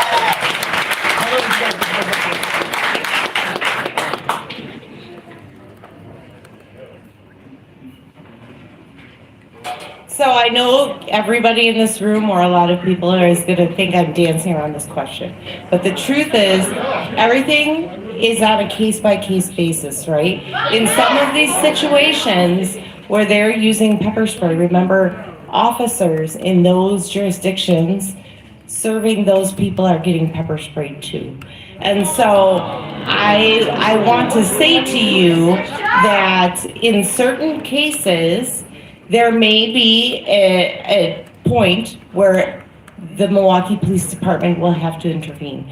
But as for a blanket statement, we are going to have to take a look at each situation individually and work with all of our system partners to ensure the best outcome for for the protection of our community.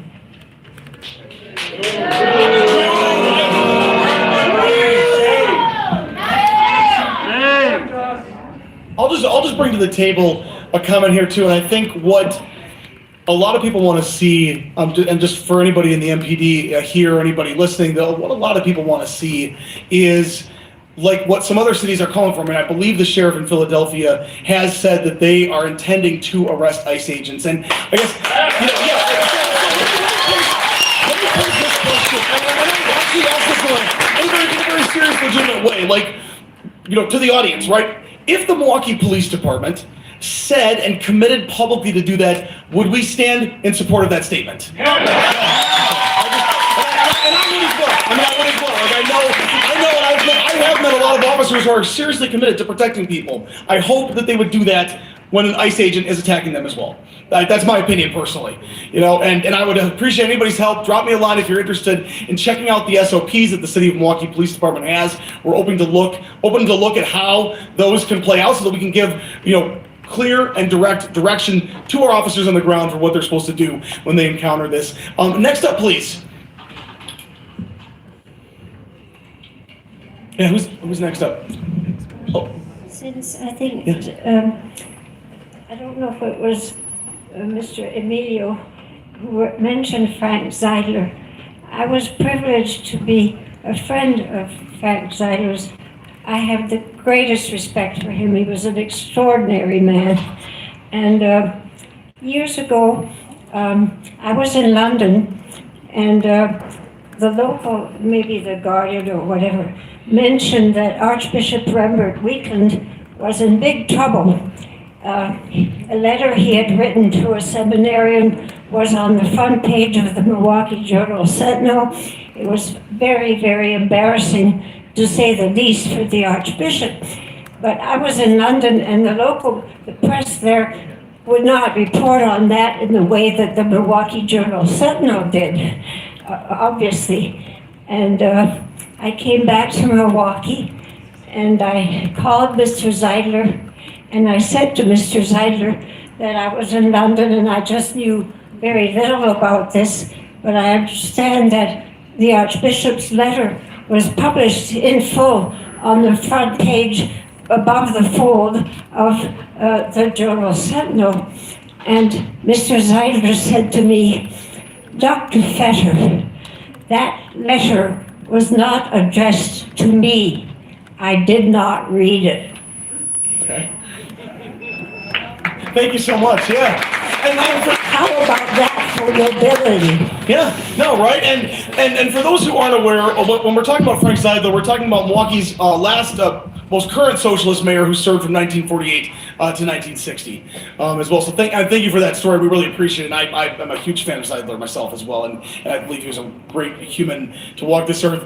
Let's see. Next, we good? Okay. Next up, go ahead, please. Hi, I'm Allie. I'm a graduate student at UWM and part of the UWM YDSA chapter. Our chapter has launched a Sanctuary Campus campaign at UWM with YES, which is the Youth Empowered in Struggle, the youth chapter of Voces de la Frontera, and calling on UWM to protect its students regardless of their immigration status. This campaign does not only affect our students, as this university is paid for by your tax dollars. So if you believe in your hard-earned dollars and labor being used to protect the safety and education of students on campus, please sign our petition, which you can find on the YDSA UWM Instagram, and then also MilwaukeeDSA.org/UWM Sanctuary. Also, it is important to note that at the same time that these tactics currently are being used against protesters in Minneapolis are the same tactics used against the pro-Palestine protesters against Gazans. I just want to point that out, the connection between these two issues, and say Free Palestine. Yeah.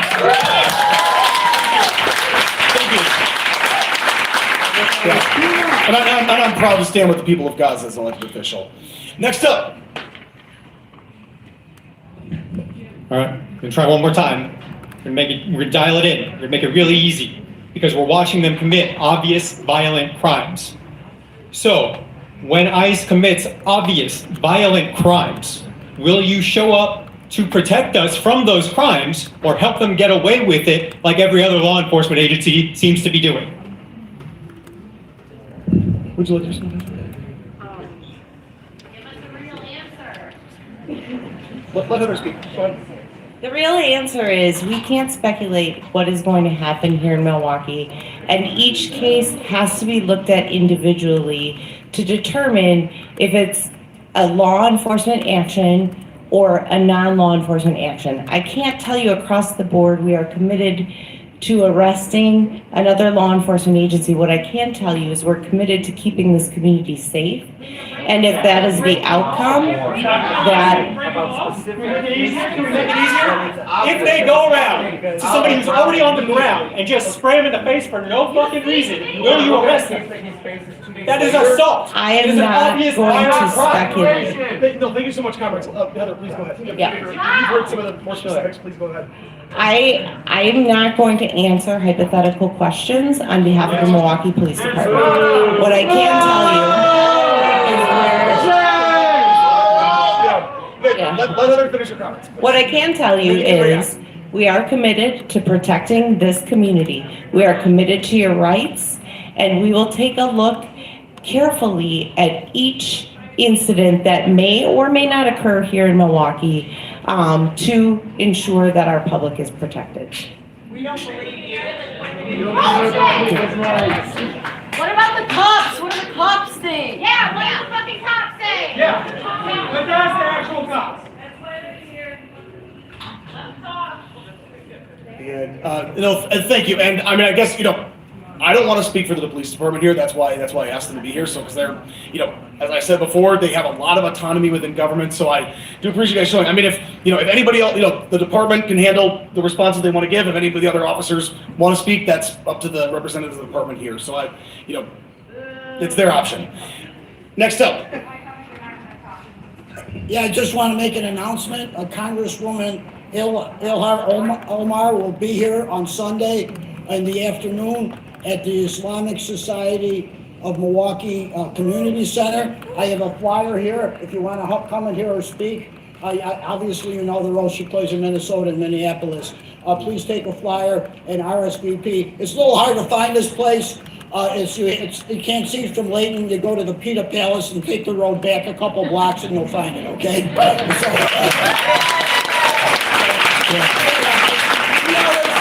QR code is on the flyer. Thank you. Yeah, and thank you so much, Jim. For those who don't know, Jim Carpenter has been such a stalwart in this community, advocating against war and for peace. Thank you so much for your work. I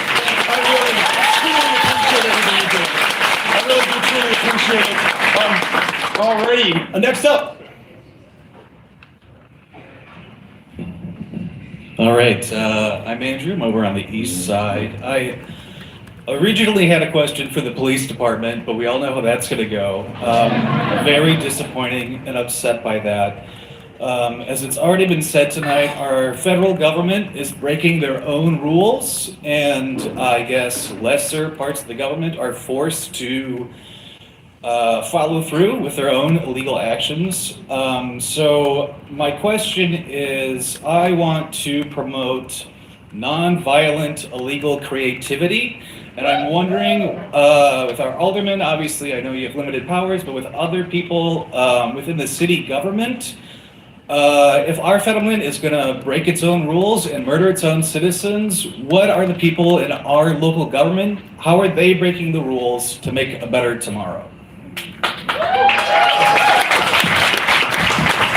Thank you so much. Thank you so much for that question. I want to repeat a quote that's really important to me from Martin Luther King that said that an unjust law is meant to be broken. And I want to tell you, I want to tell you. I know it's kind of sappy, I suppose, just to quote him, but I want to tell you, as your representative, as your alderman, that I'm fully committed to engaging in peaceful, nonviolent civil disobedience in every single way that I can.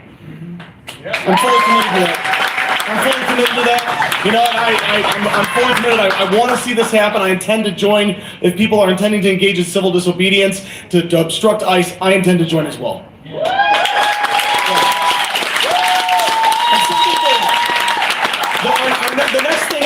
we get through some more public comment, the next thing will be about some civil disobedience that has already occurred by some brave people here, and I appreciate them waiting their turn patiently to be honored here for a second. But next up, please go ahead. Hi there, thank you for your time.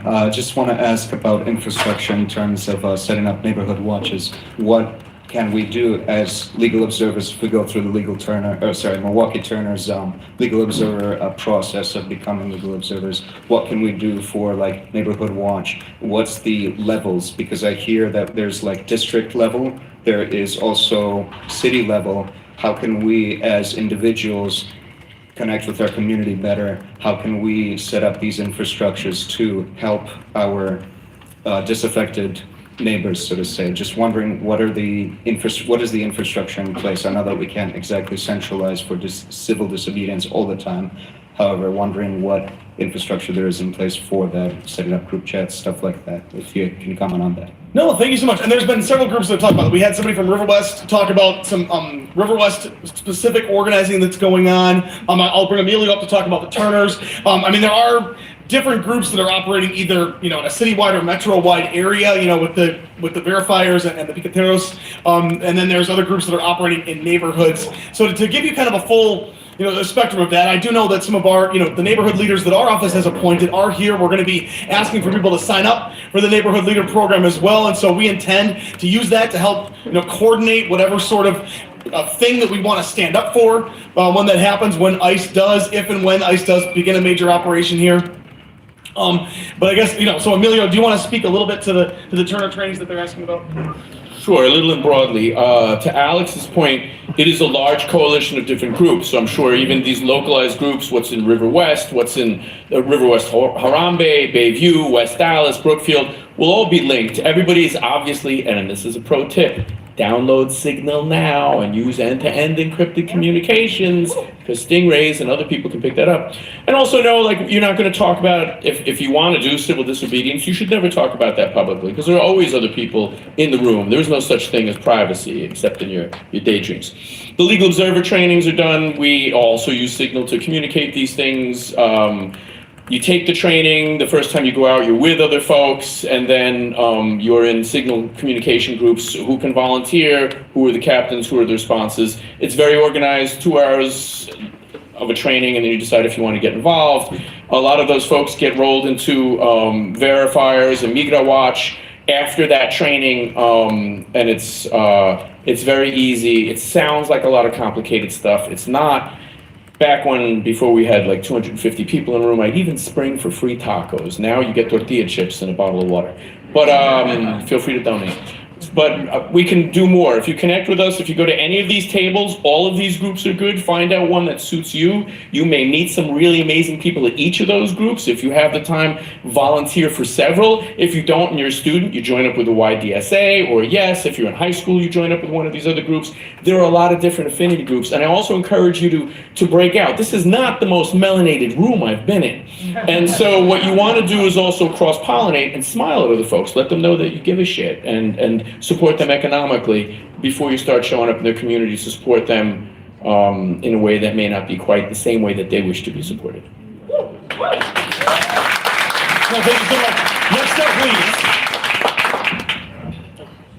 Hi, my name is Daniel. I'm actually a student here at UW, but I actually live outside of Milwaukee.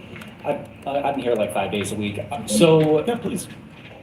My question, I guess, I think this should just go for the entire panel, actually. How do I word this? So how is Milwaukee going to protect? Now this is kind of going back to Alex Brady, but how are we going to protect the Second Amendment for those who have their concealed carry, did everything that they're supposed to, but still get gunned down in broad daylight by at least 2 people? And where was I going with this?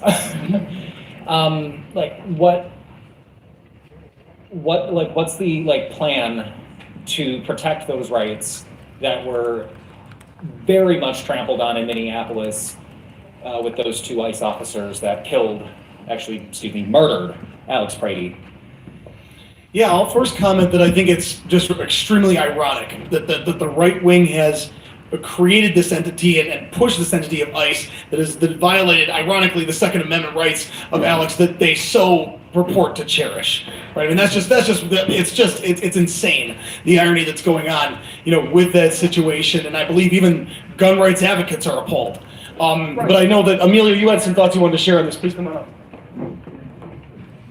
The question you ask is complicated because that answer is still being determined. It is not for you to fight and put your hands on other individuals if you're worried they're going to shoot you. Alex Preddy did not do that, although they lied and said he did. Yeah, so what we've done is, just as of last week, we've gotten another 45 pro bono attorneys to work with us. In addition to the ones we have some 75 attorneys that are willing to support us during First Amendment right violations and any other amendment right violations that has to be litigated in court.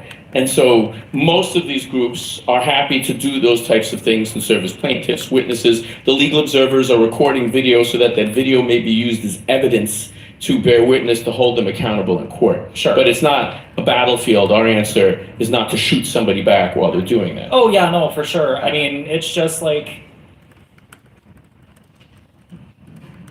okay, because here's the thing, like, I have a little bit more fear because I'm the grandchild of immigrants, Filipino immigrants, actually, and I don't, like, I may not look very melanated now, but wait till summer. I'm afraid of being, what's the word I'm looking for, profiled. Get organized. Exactly. Applause for your bravery for sharing this. And also, as many of us feel comfortable going out in the streets and demonstrating, each of you is probably representing 100 other people that couldn't be there that day. And if you don't feel good, you have to know your own individual risk tolerance and go out there. Perhaps MPD will create a list of the different uniforms, badges, and shirts they have so that we can identify who is MPD, so that when we see these bootleg Fakakta Fugazi ones, we know that they're not and can stay the hell away. The warnings that you can do, sharing, calling in and verifying and sending other people who will verify, will help prevent other people from not achieving their lives because they're worried they're going to be profiled. For sure. Thank you. Yeah, thank you so much, Amelia. Next up.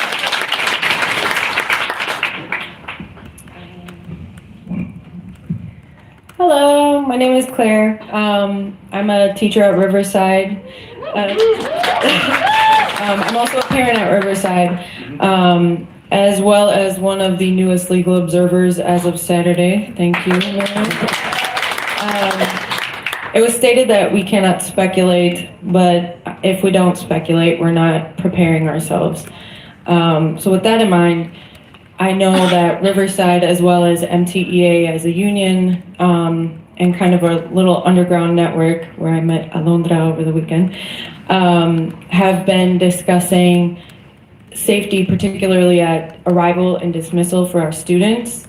And at Riverside in particular, we've discussed what we can call defense teams or kind of a neighborhood watch system. And so this is kind of my humble invitation to anyone in this district or in any district to kind of get out there, make sure that our kids are safe, our families are safe, and our staff are safe. Thank you so much. Get out there by being active, yeah. Next up. Hello, my name is Ekene Kikwani. I'd like to speak to MPD real quick. I don't need you to get back up and respond, so I don't want you to get booed again. I just want to remind you that someone said this earlier, Donald Trump is a bully who will bully those who bend the knee or share the shoes. He will turn on the police department for no reason. The police chief of Minnesota, the DHS, and Donald Trump immediately came out, or JD Vance immediately came out with a conflicting statement. Wouldn't let them investigate Renee Good, wouldn't let them investigate Alex Preddy. January 6th, police officers were injured and died due to the actions of him enraging that mob. So you have to protect and serve this community. The people who live here. And, you know, yeah, I know you're giving these HR statements that you have to follow laws, and I will always advocate for police officers following more laws and more rules, but these ICE agents are getting bare minimum training, less than bare minimum training. They are hiring convicted felons who they're finding out midway through the training or even while they're out on the street, oh, you shouldn't be here. And so I just want you guys to keep that in mind, that this government will turn on you for no reason. And so you have to protect us. Thank you.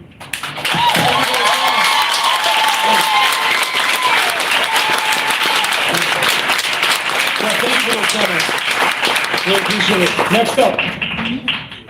My name is Elena Chang Calhoun. I'm a Chinese immigrant that was born in El Salvador. And I have to tell you that these are really scary times for anyone who is not a white person. They're arresting citizens, they're killing citizens, they're turning against citizens, and we all are here because we care. You are all the choir, so I am preaching to the choir. Be involved. They're attacking our voting laws. Join the League of Women Voters. Half of you, or more than half of you, probably already belong to the Sierra Club. They're dirtying our water, our air. They're polluting things with fossil fuels, pipelines. I mean, there is no lack of work that we can do. We have so many organizations, Citizen Action, the Turners, that we can join. But I think we're basically here because we're all upset about what is happening. Because any of us can be detained. It doesn't matter if you're a citizen. My brother, who was born when my mother wasn't a citizen, is a Chinese man, and he's worried. But he's like 60 years old, and he's been a citizen since he was born. So none of us are exempt. We are all we could be detained somewhere for 4 hours of questioning. I mean, it's just not normal. We are not living in normal times. Thank you for sharing that. Thank you.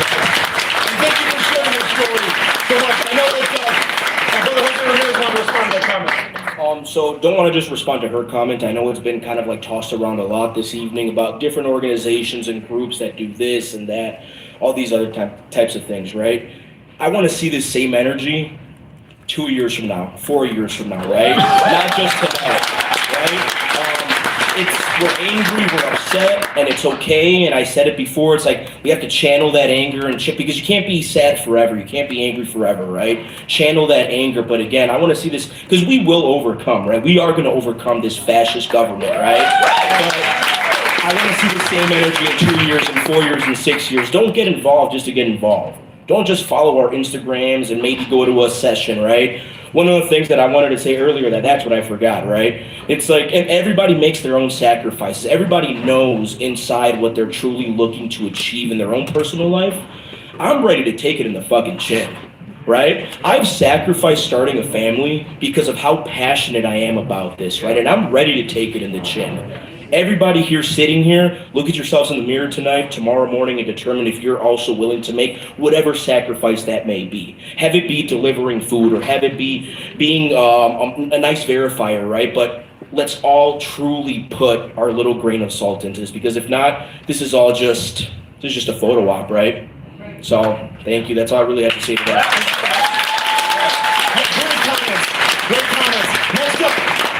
Hello. So I want to prioritize the safety of the community as well. And I know another young woman mentioned the distressing overuse of the whistles. And I know a lot of people are concerned about how the MPD is going to show up for protesters. This is a question to Heather. I really appreciate the wanting to prioritize the safety of the community. And I know there's a big gray area with federal law and state law. So I was wondering if there was a loophole. If I feel like a law enforcement has stronger word, like if they cite something, if they give a legal statement towards the activity of something if it would be held to a higher ground than a citizen. So if while protesting, there could be some police officers there giving fair warnings to protesters of what actions might cause the ICE agents to have to have to intervene with what protesters are doing. And if MPD is more lenient, not saying that they'll ignore the laws, but more lenient on protesters if they could be there to just give them a fair warning of where the boundaries lie. Heather, do you want to address the question? A couple of things. I just want to remind you that one of the things the Milwaukee Police Department does best is protect protesters who are exercising their First Amendment rights. So we know that we've had a lot of really big national events here in the city of Milwaukee, and we've done a really good job of keeping people safe, especially our community. With that being said, I will tell you a couple of dynamics that we have to consider, because I want to be as real with you as possible and be as transparent as possible. We are going to do our very best in situations where our public comes in encounter with other law enforcement agencies to de-escalate those situations the best we can. If there is legitimate law enforcement activity occurring with another agency, we cannot interfere with that law enforcement action. That doesn't mean that lines could be crossed. In those cases, of course, our first priority is to keep this community safe. I'm not going to make a blanket statement for the department to say across the board, if we see illegal activity, we're going to arrest ICE. Because if I say that, what you think is illegal activity may be a law enforcement action that we cannot obstruct. And so I am not making a blanket statement. I'm saying we have to do things in consultation with our partners. We only have the power to arrest. And then what? Will the DA prosecute? Will a judge take that person? Will the county take that person into custody? There are a lot of moving pieces when MPD makes an arrest, and I can't speak for all of the agencies. What I can tell you is we're in constant communication with those agencies. We have a game plan, if anything happens here, on how we will convene and discuss these situations and take a look at all of the individual factors that make up what is occurring here in Milwaukee. And all of our goals collectively in all of those agencies is to keep everybody in our community safe as our number one priority. So I know I sound like I am tap dancing around the issue, but I am telling you our reality and our truth. Our work to arrest doesn't just happen in a bubble. It requires a number of different moving pieces and a number of factors to consider. Thank you for being here. I just want to say if MPD didn't feel like they could do something to help with this movement, they wouldn't have physical representation. And I see that and I acknowledge that and I appreciate it. So I think it's worth saying out loud too that just as earlier when I heard from some of you that you'd be interested in supporting our office if we introduce legislation that might be challenged in the courts. I mean, I think that same logic applies to an arrest that's being made, right? That if we see someone doing something wrong, if we arrest them, we can't guarantee what the DA or other, if there will be a charge, they'll be filed and like that. But what I think I'm hearing people say is they would love to see an arrest occur if somebody's breaking the law. So that's, So last person here, go ahead. I would like to quote Norman Cousins, who was, I think, a very famous American. He said, "Laughter is the best medicine." Mr. Cousins was not a doctor. I am. I don't know that laughter is the best medicine, but it's not a bad one. I have the privilege of belonging to a group of friends, ladies. The group is called Stitch and Bitch. And we get together once a month at each other's house and we just chat. And one of them, a few weeks ago, told me, I'm not really from this country. She told me that ICE agents are sort of bachelor losers who watch games in their mother's basement. Pretty much. That pretty much sums it up. Thank you so much. Thank you. And indeed they are. Indeed they are. Right? We do need to start wrapping up here tonight. This isn't the end of the conversation. If you didn't get a question answered, please, again, drop a line to our office, alex.brower@milwaukee.gov. But I want everybody to just hang out for a few more minutes here because I want to honor a group of people that has done something really tremendous in our community. We talked about civil disobedience earlier. We talked about standing up and maybe even breaking an unjust law, right? And one of those rules that we have is that students stay in school. But we had some students just a few weeks ago who decided, right here in the 3rd District, who are with a group called Youth Empowered in the Struggle, which is, they deserve a round of applause. Yeah, it's an arm. It's an arm of Voces de la Frontera. It's their youth wing, and what they decided to do, and what's happened all over the city, is they've been coordinating walkouts at different high schools and middle schools.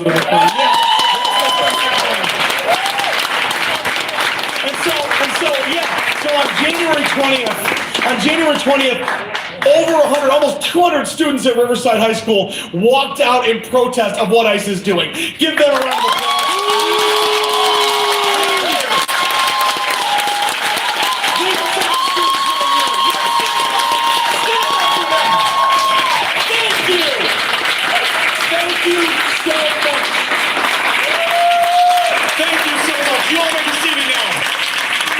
Thank you all so much, and I want to give an opportunity for a few of the students to speak about their experience. Brevity is the soul of wit, obviously, but I want to give an opportunity for some of those students to speak, and then we have a presentation. I'd like to present you guys with a commendation, so please, share your story, speak to me. Okay, my name is Isabel Martinez. Thank you all for taking your time to come out, organize this. It's very beautiful. And it's a great welcoming sense in this, trying times. On January 20th, Riverside students walked out in solidarity of those killed by ICE agents and in solidarity for our immigrant classmates who live in fear of being exiled from this radically unjust country or coming home to missing family members. I myself have been raised by immigrants, and I can tell you firsthand, my people are not violent criminals. They are hard workers who came to America in search of an honest, comfortable life. MPS is filled with so much diversity, and we find consolation in those differences. But I can't tell you how much it pains me to tell you we have to skip all our learning lessons to teach these small-minded people a lesson.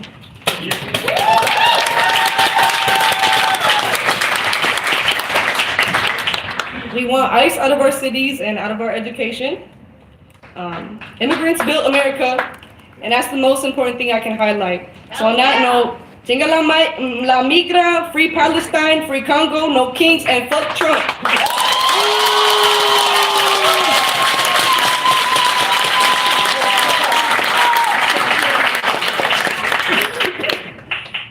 Hello everyone, I am Brianna Amaro Perez from Riverside.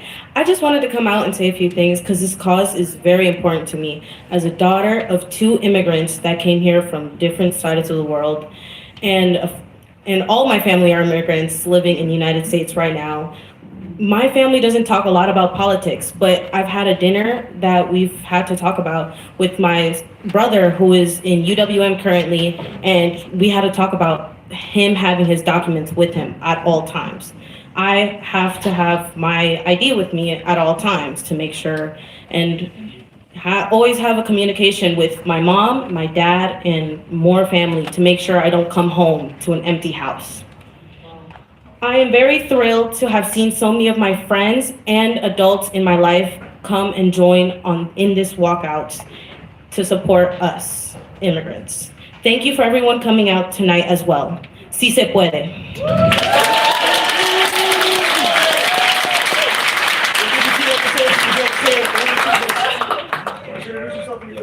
Hi, my name is Imran Clark. I'm a junior at Riverside as well. I don't have nothing written out like those two. Say what you want. I was gonna say, going out there in the cold, we had no incentive. We were doing it strictly to get our message out and our voices heard. It was like negative something. No phones, no nothing, just so we can be heard. I was gonna say, like, small steps like that matter, are important.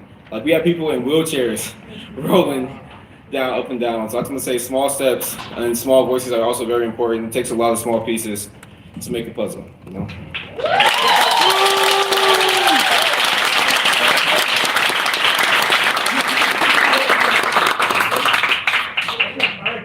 Come on up here.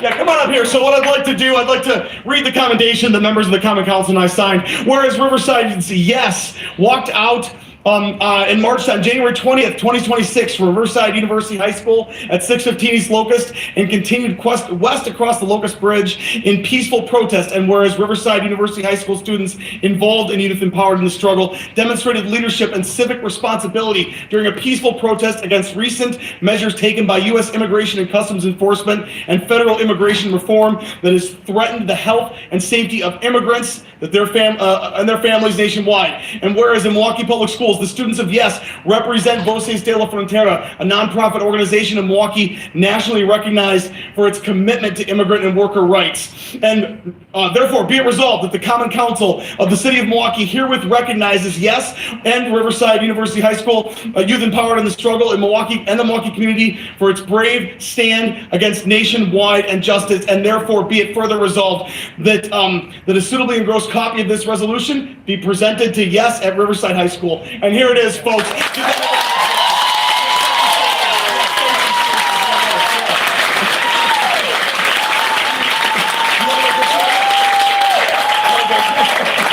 Yeah, give them another round of applause for standing up. And here you go. The rest of you guys. And that was signed by every single member of the Milwaukee Common Council and led by myself. Thank you all so much. One more round of applause for the rest of We have one last speaker, and then I'm going to close it out. So hang tight here. Please stay for the rest of it. Alondra, come on up. The president of Voces de la Frontera.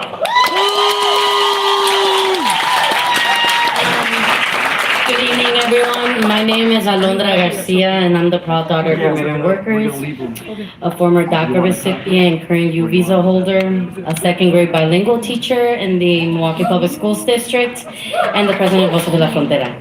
I am honored to be in a space full of community members that care for one another. Yes, we all know that what was shared tonight is heavy. Our worries and our fears are real. We are aware of what could happen to our community if ICE shows up the way they showed up in Minnesota and across the country. It feels so real what we are seeing before our very own eyes, from the kidnappings of ICE to the execution of people regardless of their background.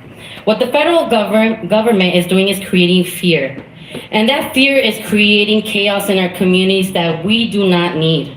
They don't care about keeping communities safe. They are terrorizing us. ICE does not belong in our communities, and they never will. The violence we are seeing from these ICE kidnappers is the product of decades of racially targeted enforcement, a system built to criminalize and terrorize immigrant communities. History doesn't whisper, it is repeating itself. We know that this administration is terrorizing our community using military forces to implement a racist policy of mass deportation and dictatorship that only favors billionaires. America has already shown us that when the powerful want scapegoats, citizenship doesn't always protect you. Being undocumented doesn't make you less human, just like being a US citizen doesn't make you more human.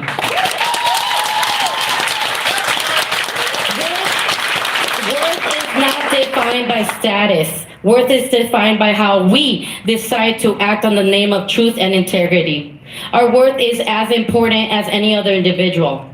We are not quote-unquote illegal aliens. We are human beings. No one is legal on stolen land. I wanted to share a personal experience in relation to all that is happening. So I had a former student, I had this student 3 years ago, and I had found out last May that he needed to leave the country right after the end of the school year. The ICE agents had arrived to his home asking for him, and they were about to take him there and then. But they started asking questions about how school is going and so forth. They then made the decision to leave him so that he can finish the school year, but that he would have to self-deport sometime soon, or else other not so nice ICE agents would take him no matter what. Given that outcome, the mom and the rest of the family decided to all self-deport together instead of being separated. That's the reality for many of our families in our communities. They would prefer to self-deport altogether than being ripped apart from each other. Family is everything. Familia es todo. And if it means losing everything you have built in this country, then so be it. It is a tough decision to make, but worth it if it's to keep your family together. And knowing that that might have been the ultimate decision for them, I decided to print out all the pictures I had of him when he was in second grade with me and gave it to him personally as a farewell with these words written on the back of one of his pictures. It was an honor to be your second grade teacher. You are a very intelligent, affectionate, respectful, attentive, and sweet boy. Never let anyone tell you that you can't do something or be someone in the future. You matter as a person regardless of your status. Immigrants make America great. You are capable of a lot, and I hope that wherever you are, you always remember these words. I will always remember you. I carry with me the beautiful memories of having taught students like you. Thank you for making me a better teacher. With much love, Ms. Garcia.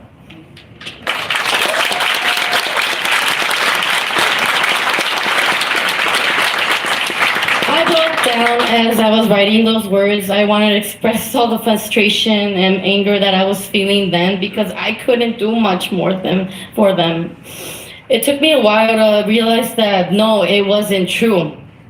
I needed to tell myself that I was doing something and that he felt valued, seen, and heard through this time with me and will continue to. He told me that I was the best teacher he had ever had, and I carry those words with me everywhere I go. His words helped carry me through these tough times, and when I want to give up, I remember him and all those I've had the honor to serve in my role as an educator. Because I know I am making a difference in our community and advocating for them and all of us. Why did I share that? You may ask. Well, from what I heard tonight is the many voices of concerned citizens who want to do more, and that is exactly what every single one of you is already doing by being here. No action is too small to make a difference in the life of those who will benefit from your doing. Join Voces de la Frontera and Comité Sin Fronteras in the efforts to protect each other through the community defense network that has been created. Whether it is through mutual aid and donating to the Legal Defense Fund and aiding a helping hand with supplies, transportation, court accompaniment, a safe space for our most vulnerable community members, or watching our streets by verifying or debunking possible ICE activity by becoming an ICE verifier, showing up at rallies and protests to form a picket line with los piqueteros in solidarity with our community, and voicing your concerns to your elected officials, as you have done today. That is action on your part. Let it be the first of many to come, but not the last. We, the immigrant community, need you. We need every single one of you to follow through with actions. Not just words, but actions. Let your actions speak for themselves. Let's remember that if we don't do our part, then we are part of the problem and not part of the solution.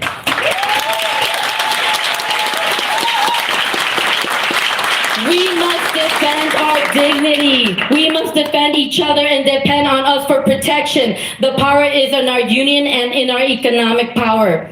The immigrant community has contributed to the economic and social culture for this country for decades, and we continue to so to this day. We are proud of the community we have built here in Milwaukee. We are proud of our identity, our history. Our history speaks the truth of our stories. We need to continue to protect our people.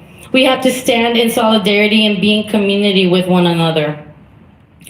We have to look out for one another and not let the fear take over the courage we have within ourselves. Our courage and love for each other, for our neighbors, will be what will carry us through these times of chaos, hate, and fear. Love is the strongest force in the universe. Let love be the light in you that enlightens the light of others around you. Give it freely with nothing in return. Let love guide you towards others who need it. Let yourself receive love because you matter too. The power of love can spread wide and far into all of humanity. It is not easy. Not everyone is willing to open their hearts to accept that love. That is life. It is a journey that we as humans have to embark on, ending the hate that has unfolded in our communities. Love should be the only power that should be unfolded onto one another. Only then will we live in harmony. And until then, we will continue to give and receive love to one another, touching one heart at a time with our words and actions as we uplift one another through love. Thank you.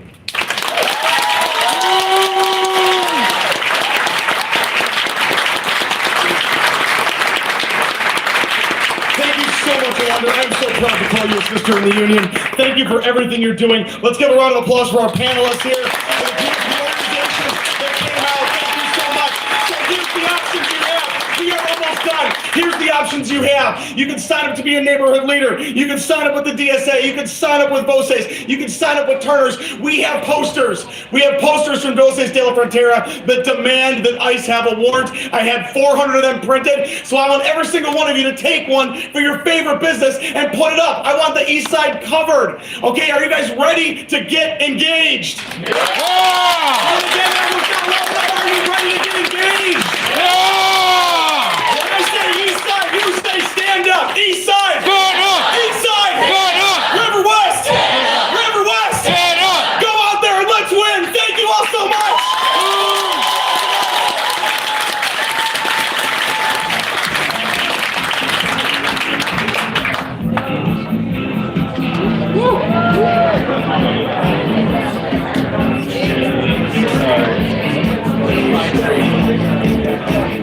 So there we have it, folks. Have a good one.